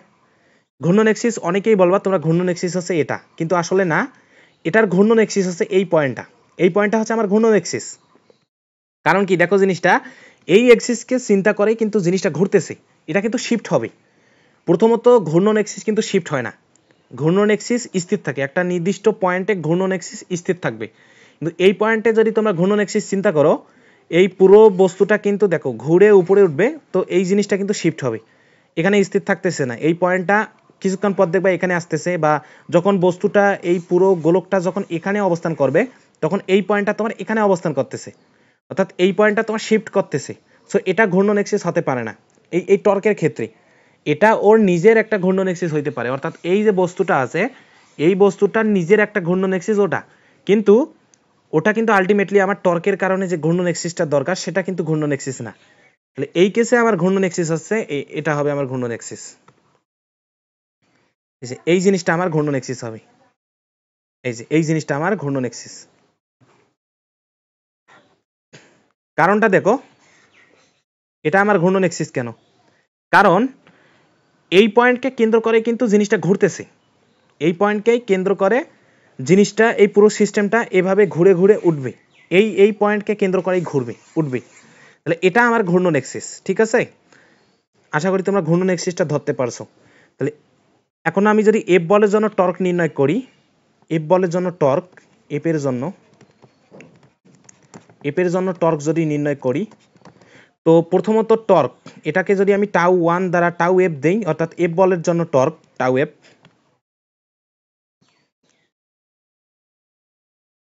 টাউ এফ দেখো এফ ইন্টু ঘূর্ণন অক্ষ থেকে বলের প্রয়োগ বিন্দুর দূরত্ব, ঘূর্ণন অক্ষ থেকে বলের প্রয়োগ বিন্দুর দূরত্ব, বলের প্রয়োগ বিন্দু কোনটা, এটা, ঠিক আছে, এইটা হচ্ছে আমার বলের প্রয়োগ বিন্দু, আর ঘূর্ণন অক্ষ থেকে বলের প্রয়োগ বিন্দু না, এটা হচ্ছে বলের প্রয়োগ রেখা। ঠিক আছে, বলের প্রয়োগ রেখা, এই জিনিসটা তোমরা আগেও কিন্তু আমি লিখছিলাম, যেটা হচ্ছে বলের প্রয়োগ রেখা, বলের ক্রিয়া রেখা বরাবর আর কি, এটা পয়েন্ট হবে না। ঘূর্ণন অক্ষ থেকে বলের, এই জিনিসটা দেখো, বলের প্রয়োগ রেখা, বলের ক্রিয়া রেখা আর কি, ক্রিয়া রেখা, এটা মার্ক করে লিখি, বলের ক্রিয়া রেখার লম্ব দূরত্ব। ঠিক আছে, লম্ব দূরত্ব, তাহলে এটা আমাদের কি টর্ক, ঘূর্ণন অক্ষ থেকে বলের ক্রিয়া রেখার লম্ব দূরত্ব। এখন যদি আমি এফ বলের জন্য যদি টর্ক এখানে নির্ণয় করতে চাই, দেখো এফ বলের ক্রিয়া রেখা হচ্ছে আমার এইটা হচ্ছে এফ বলের ক্রিয়া রেখা, আর ঘূর্ণন অক্ষ আমার এই পয়েন্টে, তাহলে আমি যদি টর্ক নির্ণয় করি প্রথমত এফ নিলাম, প্লাস কি নিব, ঘূর্ণন অক্ষ থেকে বলের প্রয়োগ রেখার লম্ব দূরত্ব, অর্থাৎ আমার এই দূরত্বটা লাগবে, আমার এই দূরত্বটা লাগবে, এই যে এতটুকু দূরত্ব লাগবে। এখন তোমরা কি এতটুকু দূরত্ব বের করতে পারবা? তোমরা দেখো এই যে দূরত্বটা আছে এখান থেকে এই যে এই পয়েন্টে, তাহলে এফ এর জন্য টর্কটা তোমার এতটুকু দূরত্ব আমার লাগতেছে, অর্থাৎ দেখো এফ ইন্টু ঘূর্ণন অক্ষ হচ্ছে তোমার এইটা হচ্ছে ঘূর্ণন অক্ষ, তো এই ঘূর্ণন অক্ষ থেকে বলের ক্রিয়ারেখার লম্ব দূরত্ব অর্থাৎ আমার এতটুকু দূরত্ব লাগবে। তো এতটুকু দূরত্ব বের করার জন্য আমরা কিভাবে বের করতে পারি, দেখো এই যে সম্পূর্ণ দূরত্ব এটা কিন্তু আমার আর, কারণ কি আমি ব্যাসার্ধ আর ধরেছি, এবার এতটুকু হচ্ছে এইচ, তাহলে এই পার্টটুকু আমার আসবে আর মাইনাস এইচ। দেখো জিনিসটা এতটুকু হচ্ছে আর, এতটুকু এইচ, তাহলে এই পার্টটুকু আমার আর মাইনাস এইচ। তাহলে আমি এখানে লিখি এতটুকু হচ্ছে আমার আর মাইনাস এইচ, ঠিক আছে। তাহলে এখানে আমার যেটা আসতেছে আর মাইনাস এইচ, এটা হচ্ছে এফ বলের জন্য টর্ক। এখন যদি ডাব্লিউ বলের জন্য টর্ক নেই, ডাব্লিউ এর জন্য টর্ক, ডাব্লিউ এর জন্য যদি টর্ক নেই, দেখো প্রথমত ডাব্লিউ নিব, আর আমার কোন দূরত্বটা লাগবে, আমার এই দূরত্বটা লাগবে ডাব্লিউ থেকে ঘূর্ণন অক্ষ, অর্থাৎ এটা হচ্ছে আমার ঘূর্ণন অক্ষ, এই পয়েন্টটা, এই পয়েন্ট থেকে এই দূরত্বটা আমার লাগবে। আমি যদি একটু মার্ক করি, আমার এই দূরত্বটা লাগতেছে, ঠিক আছে, একটা রেখাই নেই, সমস্যা নেই, এটা হচ্ছে আমার এই দূরত্বটা লাগবে, এই এখান থেকে এই দূরত্ব। কারণ কি প্রথমত এটা যদি আমার টাউ 2 হয়, এটা টাউ 1 দাও, এটা হচ্ছে টাউ 2, টাউ 2 হচ্ছে ডাব্লিউ নেব বল ইনটু, দেখো বল নিছি, ইনটু ঘূর্ণন অক্ষ থেকে বলের ক্রিয়ারেখার লম্ব দূরত্ব। এখানে ডাব্লিউ এর ক্রিয়ারেখা কোনটা, ডাব্লিউ এর ক্রিয়ারেখা হচ্ছে এটা, আর ঘূর্ণন অক্ষ হচ্ছে এটা। তাহলে ঘূর্ণন অক্ষ থেকে এই ডাব্লিউ এর ক্রিয়ারেখার যে দূরত্ব এতটুকু আমাদের নিতে হবে, এটা আমাদের কিন্তু দেওয়া নাই। কিভাবে বের করব, এই জিনিসটা আমরা সংযুক্ত করে দিই, দেখো এই জিনিসটা সংযুক্ত করে দিই, এই যে এতটুকু, তাহলে এই পার্টটুকু আমার আর, এই যে এতটুকু হচ্ছে আমার আর, কেন, কারণ এটা হচ্ছে ব্যাসার্ধ। আবার এতটুকু আমরা আগেই বের করেছি এই জায়গায়, সেটা হচ্ছে আর মাইনাস এইচ, আর মাইনাস এইচ, এতটুকু আর মাইনাস এইচ, এতটুকু আর। তাহলে এই যে রেড মার্ক করা এতটুকু আমরা বের করতে পারবো না, কারণ এই অ্যাঙ্গেলটা কত, এই অ্যাঙ্গেলটা আমার আসতেছে 90 ডিগ্রি, এই অ্যাঙ্গেলটা 90 ডিগ্রি। তাহলে এটা একটা অতিভুজ, না এটা একটা সমকোণী ত্রিভুজ, এই যে এই পার্টটুকু, যে এইখানটা সমকোণী ত্রিভুজ। সো এটা আমরা জানি আর, এতটুকু জানি আর মাইনাস এস, তো এতটুকু হচ্ছে আমরা বের করতে পারবো। তাহলে এতটুকু যদি বের করি, এক্স যদি ধরি, আমরা এটাকে এক্স যদি ধরি, তো এক্স কি আসতেছে, এক্স আসবে রুট ওভার আর স্কোয়ার, অতিভুজ স্কোয়ার আর স্কোয়ার মাইনাস আর মাইনাস এইচ অল স্কোয়ার। তাহলে এখান থেকে দেখো তো কি আসে, এখান থেকে আসবে 2rh মাইনাস এইচ স্কোয়ার, এরকম আসবে, ঠিক আছে, 2rh minus h square x এটা। তো ডাব্লিউ ইন্টু, আমরা ডাব্লিউ এর জায়গায় এই জিনিসটা দেবো, ডাব্লিউ ইন্টু এক্স, ঠিক আছে, এক্স কেন এক্স, কারণ এতটুকু তো এক্স, এটা হচ্ছে ডাব্লিউ, আর ঘূর্ণন অক্ষ থেকে আমার বলের ক্রিয়ারেখার দূরত্বটা লাগতেছে, তো এটা হচ্ছে আমার বলের ক্রিয়ারেখা, এটা হচ্ছে ঘূর্ণন অক্ষ, ঘূর্ণন অক্ষ থেকে বলের ক্রিয়ারেখা এতটুকু হচ্ছে এক্স, ডাব্লিউ ইন্টু এক্স। তাহলে এক্স এর মানটা এখানে বসাই, ডাব্লিউ ইন্টু এক্স হচ্ছে root over 2rh minus h square. এখন দেখো এই দুইটা টর্ক সমান, অর্থাৎ এই টাউ 1 আর টাউ 2 সমান, সমান হওয়ার কারণে কিন্তু মিনিমাম ফোর্সটা বের করার জন্য আমার এই সমান হওয়া লাগবে। অর্থাৎ মিনিমাম ফোর্সের জন্য ডাব্লিউ যে টর্ক ক্রিয়েট করবে, আমি সেম এইখানে বল প্রয়োগ করে সেম টর্ক প্রয়োগ করব, সেম টর্ক প্রয়োগ করার কারণে টর্কের লব্ধিটা আমার 0 আসবে। তোমরা একটা জিনিস ভালো করে গভীরভাবে চিন্তা করলে দেখবা যে এফ এর জন্য যে টর্কটা, দেখো এফ বস্তুকে কোন দিকে ঘোরানোর ট্রাই করতেছে, এফ বস্তুকে ঘোরার ট্রাই করতেছে এই দিক বরাবর ঘড়ির কাঁটার দিকে, আর ডাব্লিউ বস্তুকে ঘোরার ট্রাই করতেছে ঘড়ির কাঁটার বিপরীতে, ডাব্লিউ বস্তুকে ঘোরার ট্রাই করে ঘড়ির কাঁটার বিপরীতে, আর এফ বস্তুকে ঘোরার ট্রাই করে ঘড়ির কাঁটার দিকে। সো দুইটা টর্ক ভিন্ন দিকে, ভিন্ন দিকে কিন্তু দুইটা টর্ক ক্রিয়া করবে, সো টর্ক দুইটা বিপরীতমুখী, সো এদের লব্ধি 0 হওয়ার একটা চান্স আছে। সো আমরা 0ই ধরে মিনিমাম ফোর্সটা বের করে নিব। তাহলে এখানে যদি আমি টাউ 1 আর টাউ 2 যদি সমান নেই, এখানে মনে করো টাউ 1 আর টাউ 2 যদি সমান নেই, টাউ 1 আমরা কি পেয়েছি, দেখো টাউ 1 পেয়েছি এফ ইন্টু আর মাইনাস এইচ, এফ ইন্টু আর মাইনাস এইচ, আর টাউ 2 পেলাম ডাব্লিউ ইন্টু রুট ওভার কি আসতেছে 2rh মাইনাস এইচ স্কোয়ার।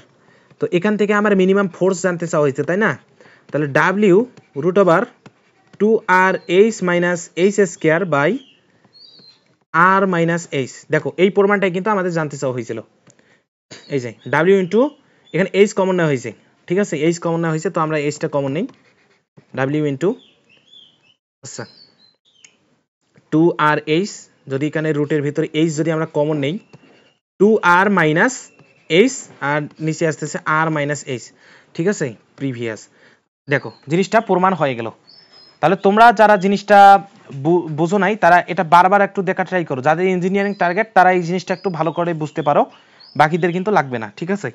তাহলে মূলত টর্ক দুইটা কেন তোমার সমান আর বিপরীতমুখী ধরলাম, কারণ দেখো এফ বলটা তোমার বস্তুটাকে ঘোরানোর ট্রাই করতেছে এই দিক বরাবর, আর ডাব্লিউটা ট্রাই করতেছে এই দিক বরাবর ঘোরানোর, অর্থাৎ আলটিমেটলি তোমার টর্কের দিক দুইটা ভিন্ন, এফ এর জন্য টর্কের দিক আলাদা, ডাব্লিউ এর জন্য টর্কের দিক আলাদা। সো এদের সমান মানে এদের লব্ধি জিরো হওয়ার একটা চান্স আছে। তো আমরা জিরো ধরে মিনিমাম ফোর্সটা এভাবে বের করে নিলাম। তো আজকে এখানেই দেখা হবে।